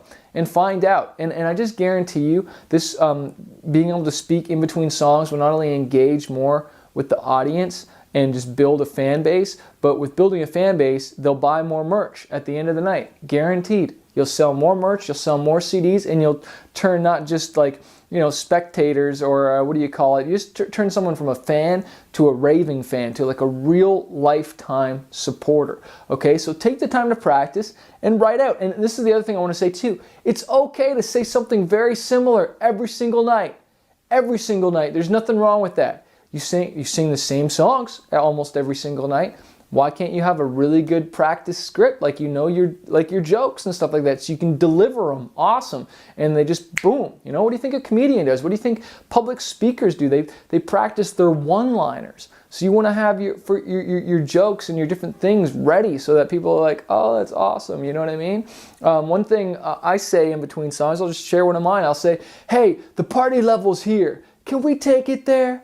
Can we take it there? Or sometimes I'll just say, hey, I need your help singing with this next song. Can you guys sing with me? You know, and bring some crowd participation into it. It's a really powerful way and a tool to win over your audience and just to be able to speak in between songs. Hope that helps you guys out. You're freaking awesome. Thanks so much for taking this course. And I encourage you, take action, apply it, and let me know if it works by leaving a comment or a question in the discussion. Hey, what's up guys? Thanks so much for watching this video. I hope you found it valuable. Make sure you hit the subscribe button below so you can get notified of the weekly new updates we always put out. Also, if you're a struggling artist and you're just trying to figure out what to do next in this crazy music industry, maybe you feel overwhelmed and you just don't know what to do next, I want to encourage you to check out fanbaseuniversity.com. It's a membership area where we're helping hundreds of other artists grow their platform, grow their fan base, sell more music, the real nuts and bolts and the how-to to grow your music industry career. Head over to fanbaseuniversity.com and join our membership and get the help and the support you need to grow your music career. One of us. One of One us. of us. Oh, I'm gonna have to check out that Fanbase University. That does sound interesting. Yeah, yeah. Very cool. And yes, and good advice. and he you know, we were talking about like comedy, and if you can incorporate comedy into your performance, especially if you're the singer trying to fill gaps between the songs, Mhm. getting good at it and being able to keep them engaged that way can be very effective. Oh yeah, and again, one of the other suggestions in there from before was about the artists, like facts about the songs. Like, what your set list is. Like, if you go in with a set list, do a little research and know something about every song. It doesn't have to be the next song from 1984 by so and so is this. Like, you don't have to do that all the time, but you could throw it out there as an interesting aside if you're just gonna fill a little space. Or this song is about this. Mm-hmm. Kind of leading into the song. But I liked his suggestion on kind of bringing in things that happen with the band. If Yep. you are touring and like something funny happened, or something Mhm. happened at the last show, and you've got this new audience, you're kind of giving them a little bit of your play-by-play Mhm. history. And another way to do the whole restaurant thing, like he was mentioning, a local restaurant, you could say, oh yeah, I ate over at the whatever. You could also be like I'm trying to decide where to go later. Am I gonna Unless go you over got food poisoning. well, yeah. In this case, like you haven't gotten eaten there yet, but you could say, oh, I'm thinking about either going over to Carmine's or going over to Dos Caminos. What do you guys think? And see if people in the crowd call out one or the other. Not that it's a competition, yeah. but Well, being able to call it that's good suggestion there, because then you are bringing the crowd in, because they might know like the killer restaurant to go to. So like doing that Mhm. does engage and pull the crowd into the show. And make sure you know what city you're in. Very important. That always Or at least what state. exactly. But yes, 'Cause little. Mhm. that does happen. Like, you do have touring musicians who sometimes lose track of like, where am I tonight? Yep. And it can even be, somebody in the crowd. Like, let's say you're a band who has a couple people who come to all of your shows or whatever, a couple people in the crowd. And could be somebody's wife, could be somebody's, just friend who hangs out with the band, whatever. But, just calling them out once in a while. Like, hey, our friend Jim back there who's, comes out to most of our shows. Yeah, get a little crowd involvement from there as well. Get Oh, a little and that's payback for the fans who come out all the time. yeah, that's how you support your biggest fans. Mm-hmm. Exactly. Because they'll love that. And that can make their night, Support goes in both directions. Support your fans support you. Exactly. Yeah. Good stuff. At Smart Music Business Videos. All right. I like it. I will be checking out that university he mentioned. Mm-hmm, sure. So now going back to stage fright, and as I mentioned, I like this video because it comes at it from a parent's perspective, which, if you are a parent out there with a kid who seems to be musically inclined or has like a skill, but is hesitant to show that skill beyond the household, how he approaches it and deals with it, I just found really interesting. I think this is a common situation where you see talent in a child, and the child has no problem doing it in the home environment, but doesn't feel confident enough to show it off to the world. Sure.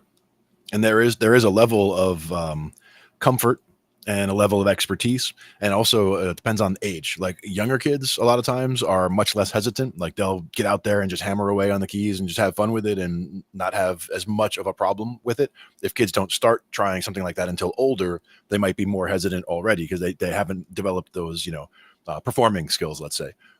Being in front of a crowd or getting comfortable with getting in front of a crowd and, doing a little thing that you're doing.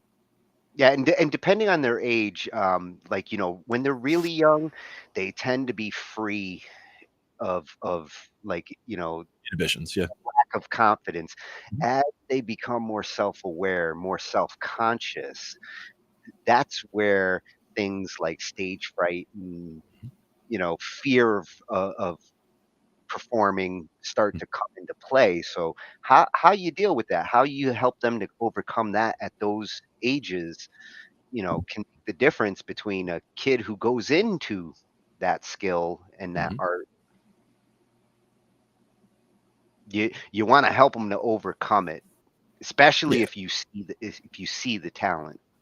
Yeah. Well, also it just because of the fact that these skills translate into other areas of life. It's not all just about, whether it's performing an instrument or drama or public speaking. I mean, they all relate, and it can also impact, how you interact with groups. If you come into a room and there's 10 people in the room, are you going to, sit in the corner by yourself and not, make eye contact or talk with anybody? Are you going to come in and be the center of attention immediately? Or, different people have different preferences on how they interact in groups. And I think a lot of that comes down to the confidence and the ability to interact, the ability to make small talk, or just be able to come in and say something just to break the ice.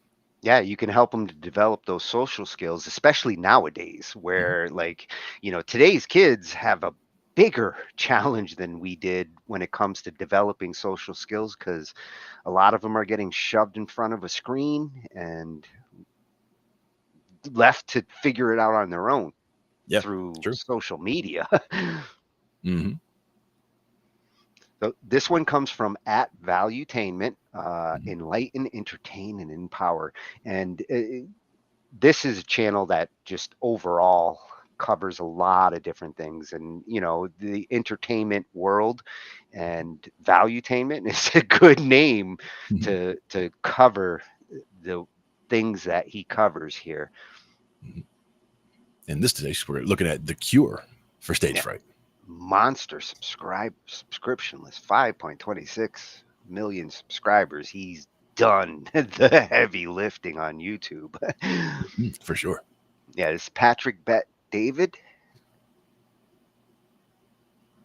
The cure for stage fright. From this one symptom called stage fright, this video is for you. Stick around. Last week, my boys, they're going to sleep. I'm putting them down, my 8-year-old and my 9-year-old. And I say, I'm listening to these guys. And my middle one, the 8-year-old, is a great singer. He sings so well, but he never sings for me or around me or around anybody else. He'll take a shower. And while he's taking a shower, he's singing so loud, I'll go and listen to him because it's absolutely beautiful. And I'm the kind of guy that would say it's terrible. If it was terrible, it's insane, right? So I say, hey, Dylan, I want you to take a singing class, and I want to hire somebody to come sing with you. Oh, no, I would never do that. Why not, Daddy? He says, because I have this thing. It's called stage fright. I said, what's stage fright? He says, it's real. Stage fright is when you get on stage and you're afraid when you're talking or performing. I have that, Daddy, and I struggle with stage fright. I said, first of all, there is no such thing as stage fright. So my 9-year-old that's almost asleep wakes up to correct me. Daddy, you don't know what you're talking about. Stage fright is a real thing. People struggle with them when they're on stage, okay? It is real. Dylan has it. I said, who told you guys this word anyways? Did you guys Google the word stage fright? What is stage fright? So, yeah, I know, but it's not for everybody, but I'm struggling with it. I said, okay, sounds good. I said, first of all, stage fright is fake. There's no such thing as stage fright. Whoever told you stage fright is full of it. It doesn't exist. Okay, but Dad, it's not true. It is real. I said, tell me why you're so afraid. What if I get up on a stage and I'm speaking and I make a mistake? I said, okay, that is real. Stage fright is not real. Let me unpack it for you.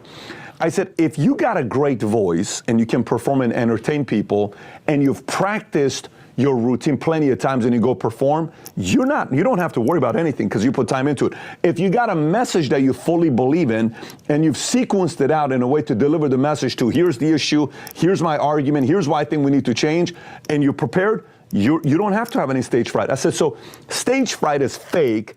Lack of preparation for delivering a message or performing is real. So you're not worried about stage fright. You're worried about not being prepared. Yeah, Daddy, that's what I'm worried about. I said, great. So now let's talk about that, and let's talk about what if you deliver and you prepare for your message and you prepare to perform and sing, and still some people don't like that. Is that your fault? Yeah, it is my fault. No, it's not. Why is it not my fault? I said, okay, what's your favorite song? Right now we're listening to Pentatonics, the song Hallelujah, which was originally written by Leonard Cohen, who passed last year, one of the greatest, I loved his voice. So, but I'm playing Pentatonics, Hallelujah, and they're listening to this song. I heard them, so they're listening to it. I said, Dylan, how great of a song is this? Daddy, it's one of the best songs ever. I agree. How many views do you think it's got on YouTube? 100 million, 640 million.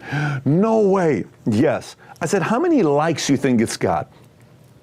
Everybody has to like it. What do you think it is? He says 1 million. I said 6 million. I said, how many dislikes do you think it's got? Oh, Daddy, no one's gonna not like that song. It's probably only 74. I said, you think it's on 74? He said, yes. So I pull up the song. We should put the screenshot for you to see it. The moment when I showed it to him, the song had like 174,000 dislikes.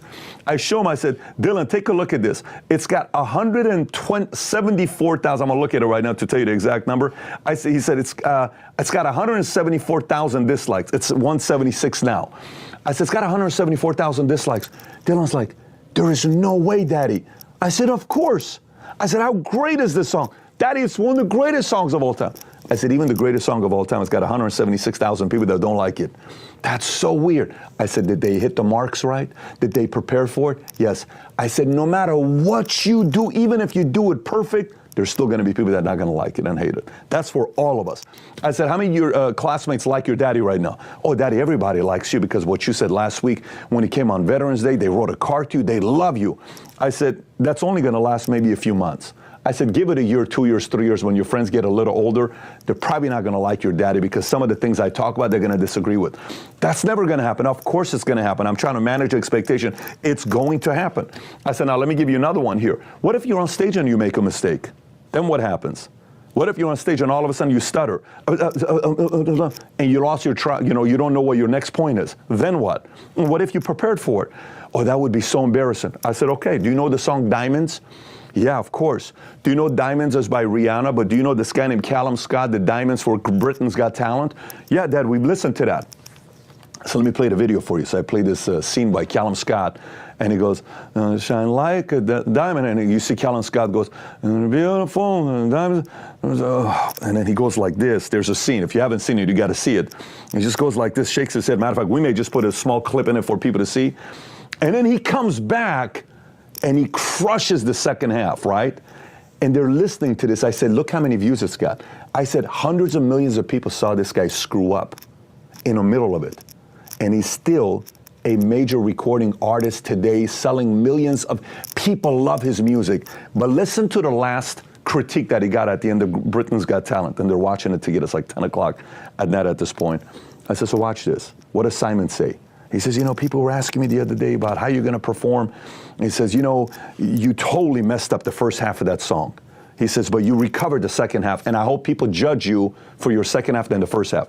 Then the other three two of the girls gave the best feedback. They said, if any professional singer is watching this right now, they know and totally feel your pain because we've all gone through it before when you're performing in front of tens of thousands of people and you forget one of the lines.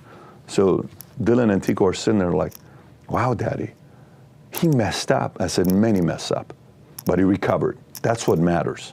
We all mess up, but we got to recover. No one's expecting you to be perfect. None of us walk on water. So here's what I want you to do tonight. So do you guys not understand why stage fright is fake? Yeah, stage fright is fake. We just have to be more prepared. You're right. You have to be more prepared, not stage fright. Close your eyes. Close your eyes. Put your head on your pillow. Put your head on your pillow. Cover yourself up with your blanket the way you like it. Great. One of them sleeps with sock, which I still don't understand to today. So those sock wearing community before you go to sleep. I don't understand you, but I got a son that likes to wear socks before he goes to sleep. And we're in Florida. Like, what are you wearing socks for? It's not like we're freezing, right? Anyways, they prepare. Close your eyes. Close my eyes. I want you to imagine next year at the annual convention at MGM Grand Arena, you're going to sing a song for everybody. What song do you want to sing? You got the song in your head? Yes. Close your eyes and keep singing it and think there's people in front of you and you're singing it. Okay, great. Tico, I want you to close your eyes and I want you to think about an issue that really keeps you up at night. I want you to talk about that issue next year, whatever that issue is for you. Technology, advancement, politics, whatever you think about a lot. So he's thinking about Mothman right now a lot. So great. Nessie, you think about that and present it to them next year. Close your eyes, give that presentation. Great. I said, I want you to go to sleep dreaming about giving an incredible presentation and performance. And we're going to do this every night. So they went to sleep. Next day I talked to them. How was it? Next day, same thing. What's the moral of the story to you here? Here's the point. For some of you guys that think you have stage fright, you don't have stage fright. You have a lack of preparation fright. And you have a lack of you having to walk on water fright, like perfection. First of all, you ain't perfect, I ain't perfect. And if you don't prepare, you should be afraid. You shouldn't get on the stage and speak if you're not fully prepared. So stop saying I have stage fright, I'm afraid of the camera. No.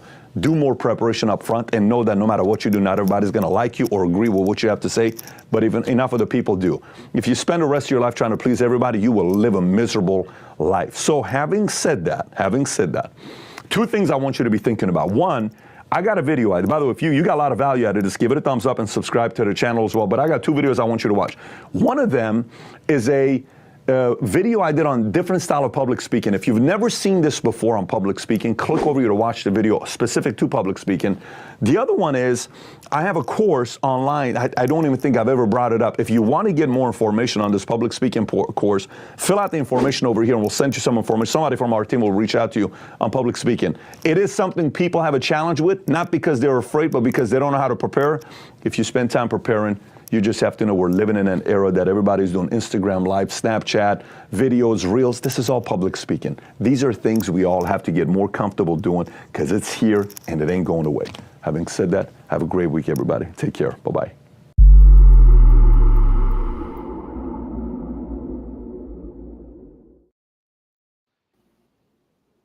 Damn, I feel like I got boxing training from like Mickey on stage. You're ready to go. Rocky. Nice. Yeah. And especially like on the, the part about we all mess up, like that whole idea of, we all mess up. And, to me, that's also part of the going to the open mics. Like if you are someone who plays music and you're not sure about whatever, going to an open mic is something that you should do. And I like, I go to some of these where there's people who go up. It's obviously their first time going up on stage. They make mistakes. They're not comfortable. They're singing too quietly away from the mic. There's all these problems, but I still encourage them because I want them to come out more because I see other people who were that way the first time they came out, but they kept coming out week after week. And after just 3, 4, 5 weeks, all of a sudden they're singing much better. They're playing much better. They have more presence. All of it is coming together because they were not afraid to stick with it. That's the main thing. And doing the open mics is a form of practice. It's a form of live practice in front of people. And his point of like rolling with the punches there, like the singer who sings the wrong lines, which do you think's worse? Like a guitarist who hits the wrong note or a singer who forgets their line? It's hard to say. Some singers, they get buried in the phone where they have to have the phone in front of them or a paper in front of them to do the lyrics. Like ideally, if you're going to be performing songs, you have the lyrics memorized, but it depends on, how much time you have to prepare. Sometimes again, it's a thrown together band that says, hey, let's do this song. And so you might not even have the words in front of you. So you're just kind of winging it. But for a guitar player, it should be the right notes. If it's going to be wrong notes, like they said, hit it again and make it jazz. I mean, you can always make that work. So, it's not as bad. Like, but a singer hitting a bad note and or forgetting the lyrics, could be a double whammy. Yeah. That's where you could run into some problems. Like the singer might get self-conscious at that point because not only did they forget the line, but they hit a sour note. And the other thing is keeping the whole band together where, sometimes, two of us jump to the chorus because we go to the chorus at this point and somebody else was still in the verse for another, they thought the verse went around again. So they, they're playing a different chord than we're playing, but then it's okay. Do the two of us jump on board with him or does he jump on board with the two of us? And ideally it's, they jump on with us and we just go from there, but everyone's got to be on the same page. If some, as long as you make it all work, like you have ideally somebody in the band who is like the center board. The recalibrator, like somebody in the band recalibrates and we're back to the verse. It's like if there's one person in the band who knows what's going on in the song or where we are in the song, it's that person. So everybody jump on board with them and then we'll be good. And it's usually the one who can give the stinky face to the others. Yeah, and like I said, with me, I'm almost always like looking at my hand. So if I wanted to look at the drummer, like a lot of times the drummer is like behind me on the right. So like he's looking at the back of my head a lot of the time because I'm looking at my hand, which is a terrible arrangement. But I try to, turn in a little bit so that he can at least see my hands while I'm playing, so that he can see when my fingers are actually, I'll emphasize hits and I'll do slides and things like that to signal changes of sections. But if I wanted to give someone, a signal, I could just I would only have to turn my head just ever so slightly towards him, and he knows I'm looking at him, because it's like I don't have to look at you for you to know that, oh, that's that's a signal for you, and like that's for you. A lot of times for the when the vocals will come in, I've a lot of times been doing the signaling for that, but I just do it as a nod. So like as we're coming around, like we're on the last measure before the vocals, and I'll just nod, and she'll see that. I don't have to look at her or whatever. I can keep doing my thing, but she knows we're coming in. Oh, a strategic nod keeps a band together.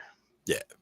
Yeah, and it works out well. But again, I don't always know when we're coming into the vocals. So a lot of times, if the guitar player is doing some soloing, I don't know if he wanted to take 4 or 8 or 16. I don't care how long he wants to solo, as long as we come in on something that we come back around. Even if it comes back around and does another round of whatever, and then we jump back to the other section, that's fine. Yeah, and sometimes you might improvise and stretch it out, depending. Like you're waiting for the head nod, not waiting for the measured end. Yeah, and that's another one where the bands that I work with, they know I don't have to look at them to see their signals either. And a lot of times I don't need to see any signal, because I can just hear the change happening. Like I hear somebody's making signals that something's going to happen. Whether it's a drum fill or whether it's the guitar player, leaning into that next that next change, or walking up towards that next change to give that signal. I can feel those kind of things coming, and just I kind of jump on it before they happen, or I'm ready, and boom, we all land at the same time in the same place. But then sometimes you misread those signals, and everybody ends up in different sections. And it's like, even like the other night, Joey had to remind me that I was in the wrong part on one of the songs. He's like, "Oh, the other part." And I just immediately, found where we needed to be in that other section, and then jumped right to it, so it fixed itself. But the other part. Yeah, exactly. And that's what it was, actually, because it wasn't the verse, it wasn't the chorus, it was the one where we I think it was "Come Out and Play," actually, that we were doing.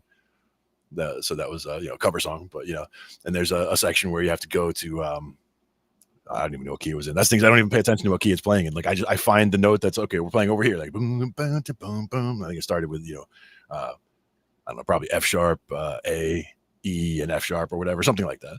But as we're cruise control, yeah, it's like once I found those 4 notes, it's like, okay, everything else relates to that. So I don't even care what note it is. I just know the pattern is okay, we're here, and it's these 4 notes, and then when we go to this other part, we're up here, and bing, bing, bing, bing, we hit those notes, and then we're back. So I look at it that way, and that's one of the reasons why when you get up there to play stuff that you don't know, and some people are like, well, how can you do that? Like, don't you hate that? And I'm like, not really. I kind of enjoy the challenge of it. Like I get up there and I see what I hear, and I try to jump in and make it work, and it seems like it usually works. So it's like I'm figuring out what I need to play, and it's not that I'm thinking about oh, that's a C sharp, oh, that's a an F sharp, whatever. Like I'm not thinking about the actual note. I hear a pitch and I try to match where I need to be for that, and I say, okay, that's the root, and we're doing a 1 6 4 5 or whatever. I'll get the rotation, what kind of pattern we're doing, get that in my head, and then I can just come back around, and now I can try to fancy up the bass line, make sure, okay, these 3 are major and this one's minor. Got to make sure we keep that in mind, so we don't make any mistakes there, because that one's messy. If you get a major or a minor messed up, like that stands out. It will. You'll hear it. Mm-hmm. And again, that's one of those that you can do the whole, oh, it's jazz, but if you're hitting the minor when it should be a major, it's like, ooh, you got to fix that quick. So based on his advice there, do you think stage fright is real? Because he's kind of convinced me. Mm-hmm. I feel like maybe he's right, that stage fright isn't the actual problem. It's the fear of something else that equates to stage fright. I do agree with him that the preparedness is what basically blocks out or prevents stage fright from being a thing, because just be more prepared and you don't have anything to worry about. But you shouldn't be crippled by the fear of anything. You should understand why you're afraid of something or what harm there is. But when you look at the harm of being on stage, what harm is there? They don't like you. Okay, did they like you before? I mean, like, did you ever see these people before? Do you care? Why? That's the other important thing is understanding that other people's opinion of you. Is it that important? Like if you're going to get on stage, you don't want to get on stage and be a jerk or whatever, but you want to get on stage, you want to entertain the people. But if they don't like you, that's not necessarily on you. It's not necessarily on them. It's maybe their taste is something different. So it's okay. And the fear of people's opinions. I love how he kind of like equated that to like, you know, here's this great song and everybody should love it. But Mhm. you know, there's always going to be some that might not. Oh yeah, you can't please everybody all the time, and you shouldn't try to, because if you do, you're wasting your energy. Was it Roosevelt that said the only thing we have to fear is fear itself? I believe that was Cat. I think he gave his kids some solid advice there. Hmm. Indeed, and it's, you know, well placed. At Valuetainment over on YouTube. Very cool. I think we got time for one more. Yes, and this one's kind of coming from a guitarist's perspective and a pro. I mean, Yep. pro guitarist, and you know, we've seen what stage presence is. We've seen what stage fright can be or not be, and what we're going to see here is, you know, ways to reduce the stage fright and the nerves, because it's the nerves that kick in that stage fright, and how to play in front of people comfortably. Yeah. One of the ones that, just a quick tip from me, was that going into a gig, one of the first gigs I played on stage actually was, you know, just me standing in to do a song on bass with my buddy Mike's band. And I just made it where, okay, I was there just to help out with lights and sound. So to me, the whole way going in, I wasn't thinking about the fact that I was going to be playing on stage at all. It was, I knew I was going to, that there's going to be a possibility that I would or not, but I just treated it as I'm just going in to help with the sound and light. So I just did all that. And it wasn't until he actually asked the bass player, did he want me to stand in for this one song, that he was like, yeah, bring him up. And then I was like, oh, now I'm playing. And then all of a sudden it became real. And that's where, you know, I had to make a decision at that point. And So when you stand in, you stand in. I do. He was also tall, but not nearly as tall as I am. But Nobody it was fun. is. I mean, just one song, you know, sat in for the one song, but it was just the fact that it was a sound gig first. So I wasn't thinking about, you know, the fear of being on stage or any of that. Like none of those nerves came up. So it was kind of a blessing, because then once I was playing, it was already too late. I was already on stage playing the song, so it didn't matter. And from there, it was good. We got time for one more. I think it's David Taub, and I think it was his different channel that I saw him on first. Next Level Guitar. Well, yes, he's Next Level Guitar. He's got several channels. You'll find him across YouTube, and this one's coming from at Epic Guitar Instructions. Here we find best guitar lessons and instruments. Yes, they give lessons. You know, for the guitarists out there, there is tons of YouTube resources, and this is one of them. I remember some of the charts from the early ones that I found on Next Level Guitar over there were some of the good ones, and I gotten some CDs as well of actual individual song courses, like learning how to play this song or that song on guitar. It was good, very good lessons, comprehensive. Well, here he's going to get comprehensive on how to reduce that stage fright. All right. And fight those nerves. Play out in front of people. Hey, how you doing? David Taub here. Hope all is going well, and I hope your guitar and musical journeys are going famously. And today I have a little video on trying to overcome anxiety and stage fright, performance anxiety. I think many guitar players, musicians, performers experience, and that's stage fright and nervousness. So I think I have a few things that can help with this, but let me read his question first. Mr. Taub, do you have a course addressing overcoming stage fright? This is my biggest issue right now. I can't even play for my wife in the same room. I can go in the garage by myself, and she says I sound good, but freeze up when anybody else is around. What the heck can I do? I know at some point you pros have had this issue, and how did you overcome it? Regards, Dennis. Well, yes, I think most people have had that issue. It's just a level of degree. Do you have it like the jitters, little bit of stage fright? Is it somewhat uncomfortable? Or are you way out here where it's paralyzing, right? So we're talking about performance anxiety. We're talking about stage fright. We're talking about that uncomfortableness, right? Playing in front of people or in front of a few people, in front of a large crowd. And we all know how that might manifest itself with our bodies, you know, from a lump in the throat, clammy hands, dry mouth, the sweats, the racing heartbeat, the mind going blank, the forgetting of the chords, muscles tensing up, shaky legs, sweaty palms. You know, these are some of the symptoms, and we've all experienced this to some degree. And the first thing you have to realize is that you are not alone. This happens to just about every guitar player, every musician out there, every performer. Anxiety and stage fright is common even amongst professional musicians at the highest level. People like Ozzy Osbourne, Eddie Van Halen, Adele, Rihanna, Luciano Pavarotti, Katy Perry, Rod Stewart, Barbra Streisand. These are some of the people that have battled with stage fright at some point in their careers. I remember for myself early on in my guitar journey, I had terrible stage fright also. Getting up in front of people was pretty crippling.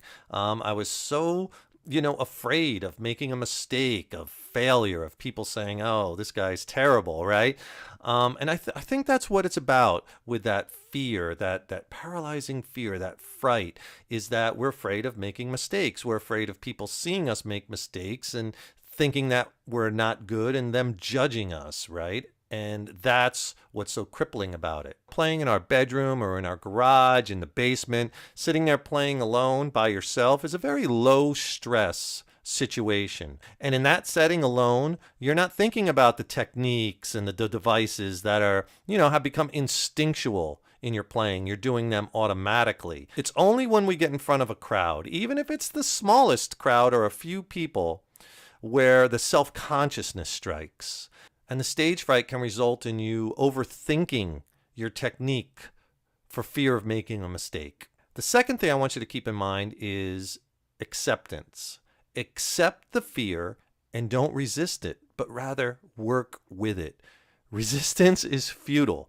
There's always going to be some uneasiness about getting up there in front of people. It's always going to be there. So I think a common mistake that people may make when trying to deal with the performance anxiety with the stage fright is that they try to totally eradicate it and totally calm themselves down to a point where it's totally gone. And just know that that's never going to happen. It's always going to be there, maybe even just a little bit, a little jitters, a little shakiness. It's always going to be there. Just know that there's nothing abnormal about feeling nervous about playing in front of people. It's just not the most natural thing to get up there in front of a crowd and to perform well. Not a very natural situation, so it's okay to be nervous. There's nothing wrong with that. So just accept that there's always going to be some uneasiness when you're doing your thing in front of other people, and that's okay. So what you want to try to do after you accept it is you want to try to rebrand that fear in your head, that anxiety, right? You want to rebrand that and call it excitement. A lot of neurologists agree that the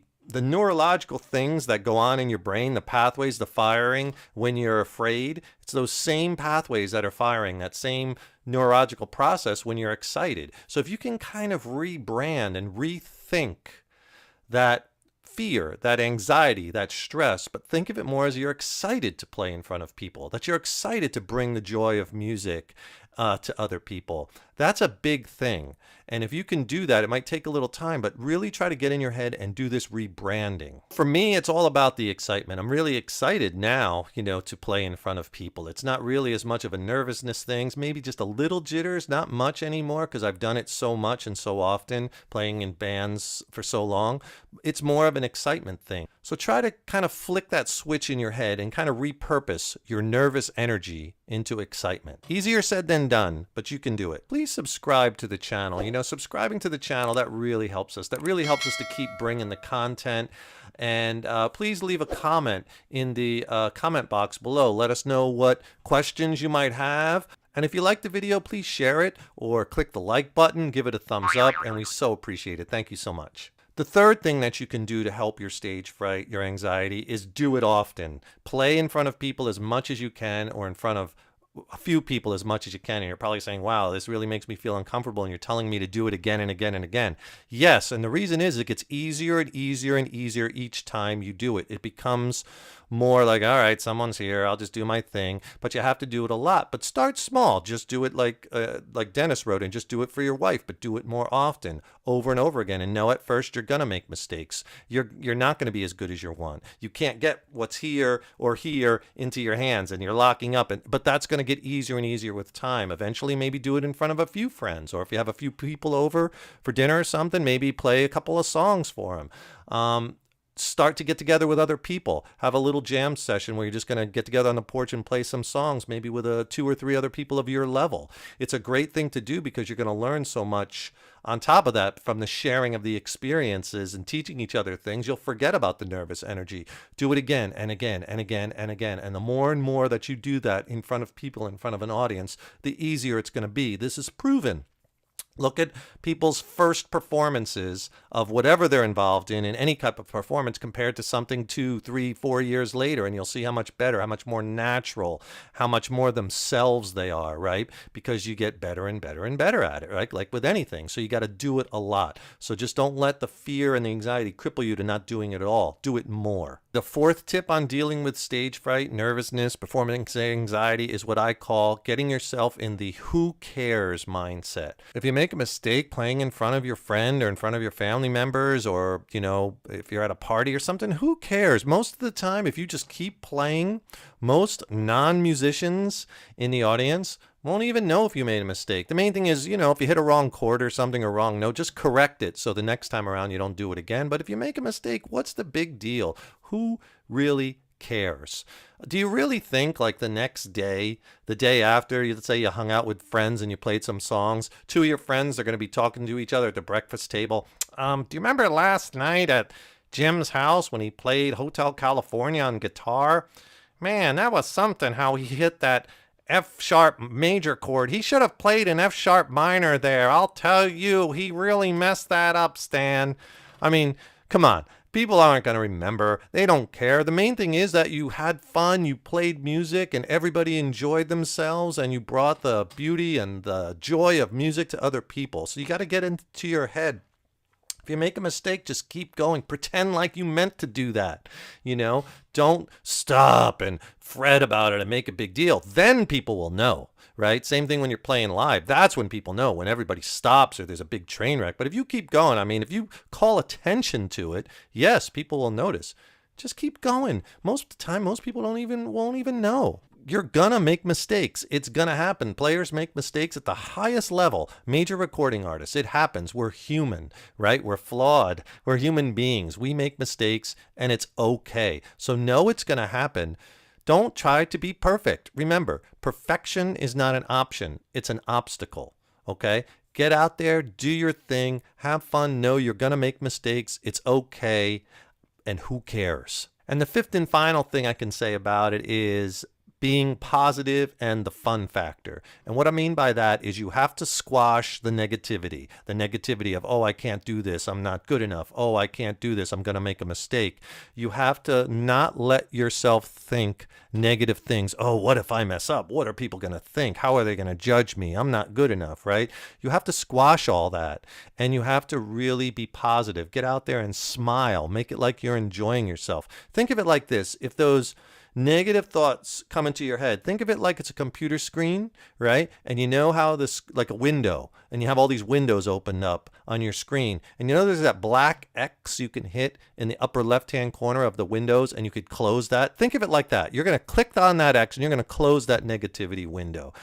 Close it, slam that door shut behind it. And it's all about the fun factor. It's all about enjoying the instrument. I mean, why are we doing this? Because it's fun, right? If it's not fun, why do it? So you want to enjoy that process and enjoy bringing music to other people and enjoy the benefits of playing and creating music. It's all about that fun factor. Don't forget that. Don't don't take yourself too seriously. You know, you playing in front of your wife, you're not at Carnegie Hall, right? No one's going to be recording it and going back and putting it on video and reviewing every second of it, right? Let's just, take a step back, say, you know what, let's just have some fun. I'm going to do this. I'm going to do it more and more, get easier and easier.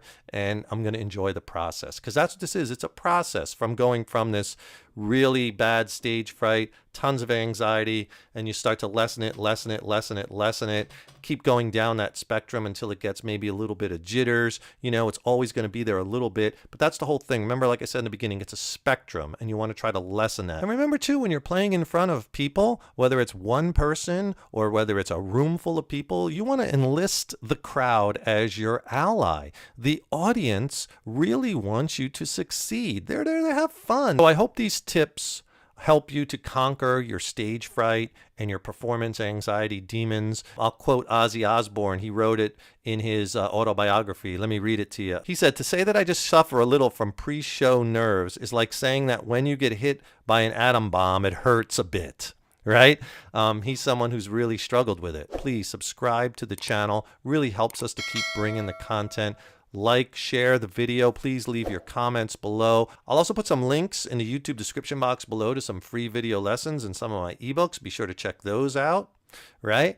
And thank you so much for joining us. We so appreciate your support over the years. And I'm going to keep the content coming. Stay tuned for lots more killer content and lessons. Remember, your guitar playing is an evolution. Take care and rock on.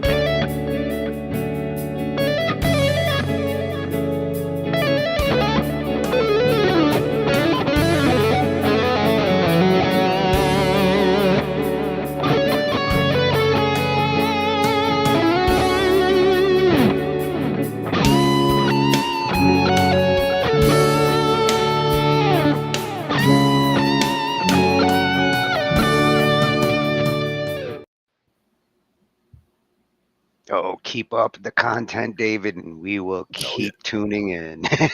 Rock on, good people. Yeah, he's definitely got some good people there.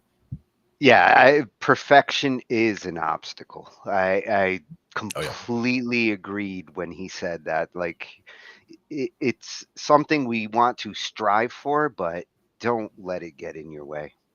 Oh, and being able to get rid of that negative self-talk. I mean, that's an important life lesson just in general. I mean, it's important to go into it with the positivity factor, with the fun factor. I mean, that's why we're here, right? We're trying to have fun, make it fun for the audience, make it fun for the people on stage, all of that. And embrace the fear, like he said, you know, use it to your benefit. There will always be a little bit there, but if your confidence supersedes your fear, then you're okay. In a lot of cases, it does come down to the preparedness. You know, if you're going to be doing, if you're just getting started, do you have particular material you're going to do? Did you prepare it well? Do you play it well on your own? All that, all those steps should add into the confidence, because once you've got that, you get that negative self-talk going, and you just think about the fact that you've done the preparation. You just reassure yourself. You say, well, I did all the preparation that I could, and now I'm here. I know I can do it. Let's just go out there and do it. Yeah, and that kind of sums up like everything we looked at tonight. You said it right at the beginning, like preparedness is key, and they all agreed. Yep, absolutely. It's a big part of it, just because it's so much of what people would see as stage fright can be combated just by being better prepared and by taking little steps too. And again, that's where, I can't say enough good things about going out and doing an open jam somewhere. If you're a musician who can, keep a song together or get a couple songs together, just go out and try it somewhere, even if the crowd, ignores you completely. It's, you got up there and you did it. More times than not, you'll find at least someone in the crowd, even if you just got up there and did it, will come by and congratulate you just on getting up and doing it, because that took something. Yeah, it's not just about preparing yourself with your instrument or the song.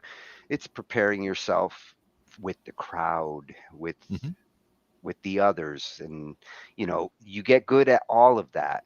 You practice all of that, and stage fright can't stop you. Yeah.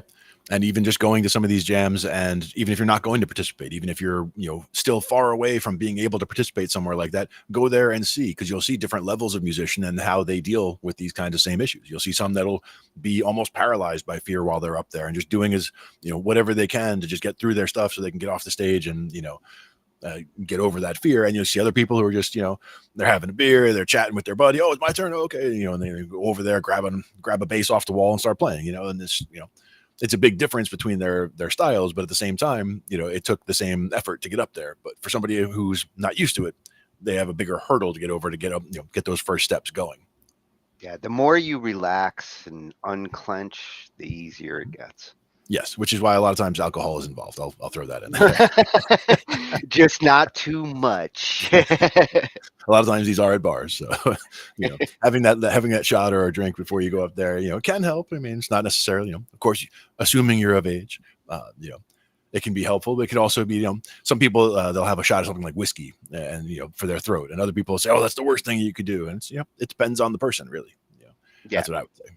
Yeah, don't use it as the cure. Like warming up, it's one thing, but trying to make it the cure, alcohol can just make that stage fright even worse if you get too carried away. Yeah, the hope is like one, just to kind of shake it off, and then now you're good, loosened up a little bit. Yeah, shot of whiskey. Yep, could be honey jack. What was the other night? We I think that's what I would go for, is that honey jack. Oh yeah, it is delicious. It is good. So that was that Epic Guitar. Epic Guitar instructions, and yes, he also is nextlevelguitar.com. And yes, indeed. Really, he has tons of killer guitar lessons. Our next guitar night, I can almost assure you, he will probably be in there. And he did mention free charts and PDFs, and those are very useful. I've looked at them myself. Connected pentatonics and different things. Depending on where you are in your journey, there's going to be something over there that you could find useful for sure. Yes, awesome stuff, David. Yes, indeed. Thank you. But that was some good information. I feel like I could play more confidently on stage now. Absolutely. And even just knowing, what to look for in other people who are playing, to see, which ones are the most confident and what is it about what they're doing. Like you're saying, the stage banter can give a lot away. What kinds of things, as they're getting on stage, getting off stage, are they, not that they have to keep the crowd warmed up, like I said, but if they are, what methods are they using that you could employ yourself to, add some of that to your own repertoire, and add incrementally. Each time you get a little bit more open. Like, I've started singing more backgrounds now as I'm doing bass, even though sometimes it throws off what I'm doing on bass. So I'll just stop. I'll just stop singing if my hands, start doing the wrong thing. I'll just go back to, okay, keep it simple, do this, and then throw in the vocals when I can. No, we want to hear you sing more. Oh yeah, I'll bring some more videos. I have been videoing each time, so I do have probably 6 months worth of 2 nights a week going out to these jams. So we try to do different songs all the time too. Like not all the time, but week to week we try not to do the same songs over and over. So we'll practice a new 4 or 5 songs for next week after doing what we did this week. And the places notice it also, because some people come to the open jam. They've been coming there for 3 or 4 years, and they play the same 4 songs that they played every night that they've come there for the last 4 years, because they're the songs that they do and they're the ones they're comfortable with. And there's nothing wrong with that. But the people definitely notice, and the hosts, they notice that, these guys don't get up here and do the same stuff every time. They get up here and do something different every time. And, a lot of times we will end with something like the Immigrant Song, because that's, that's something it's fast, a minute or two. They're like, yeah, one more quick one. Like, okay. You can end or start with it, and you're doing okay. It's funny you mentioned that one, because that's the next one that's going up. I'm in the middle of my Zeppelin. Oh, nice. Re-uploads and Immigrant Songs next.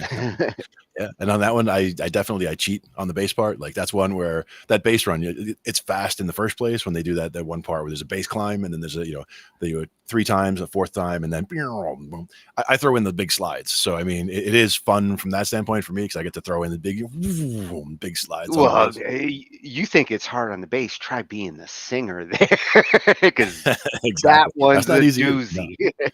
It's a doozy.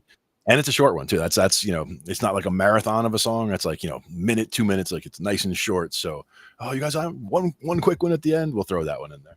Sometimes we'll do Ozzy. Right. Sometimes it's right in your face. Yeah, oh yeah. Good one to go out on, and the crowd loves it. End on a high note like that, and and it's like, okay, next band up, and it's the next band comes like, oh crap, we got to go after that. But always fun, good topic. Appreciate that, and a lot of good new channels tonight. A lot of good perspectives. Yeah, on they all of were it. almost all freshies. I mean, David, you know, I Mhm. had to get him in there. It was great. Like he covered some great advice. So Mhm. other than that, like everything else was new channels. Again, we Yep. get fed some great suggestions now. Exactly. And some, more psychology based or more public speaking based as opposed to music, but you can see the similarities and you can see how things interact, from those, different domains. And always a little science. There's always a little Gotta be. science in there. Has to. And psychology as well in this case. A lot of Yeah, psychology well, going on. I love my psychology. Absolutely. And that's what we talk Yep, about on Thursdays. that was a fun one. Absolutely. Thanks everybody for coming out and joining us for tonight. Yes, thanks for the jam. We will have to do this again. I'm thinking, what do you think? Next Thursday? Next Thursday. And we I will think be that back sounds. tomorrow. Little DJ Tatius. And Mhm. I think we have an interview lined up. I'm gonna have to check with Ange on that. Nice. And we will see you for And maybe tomorrow. some news and reviews. And until then, it's been Talking Shh IT with Glenn and Tony. Night, everybody. Night, everyone.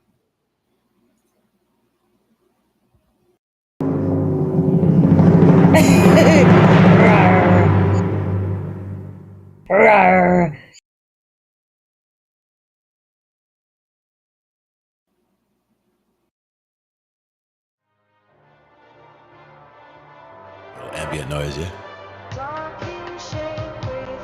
So now you're grabbing some band lab clips. Yeah.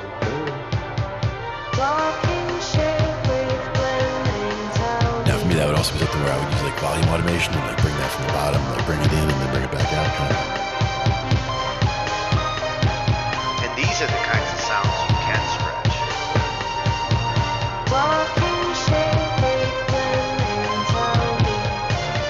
With this AI, like stretching it actually can be cool.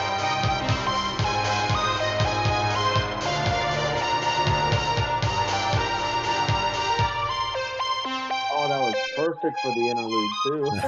Ends it right in the I right didn't spot. even notice 40.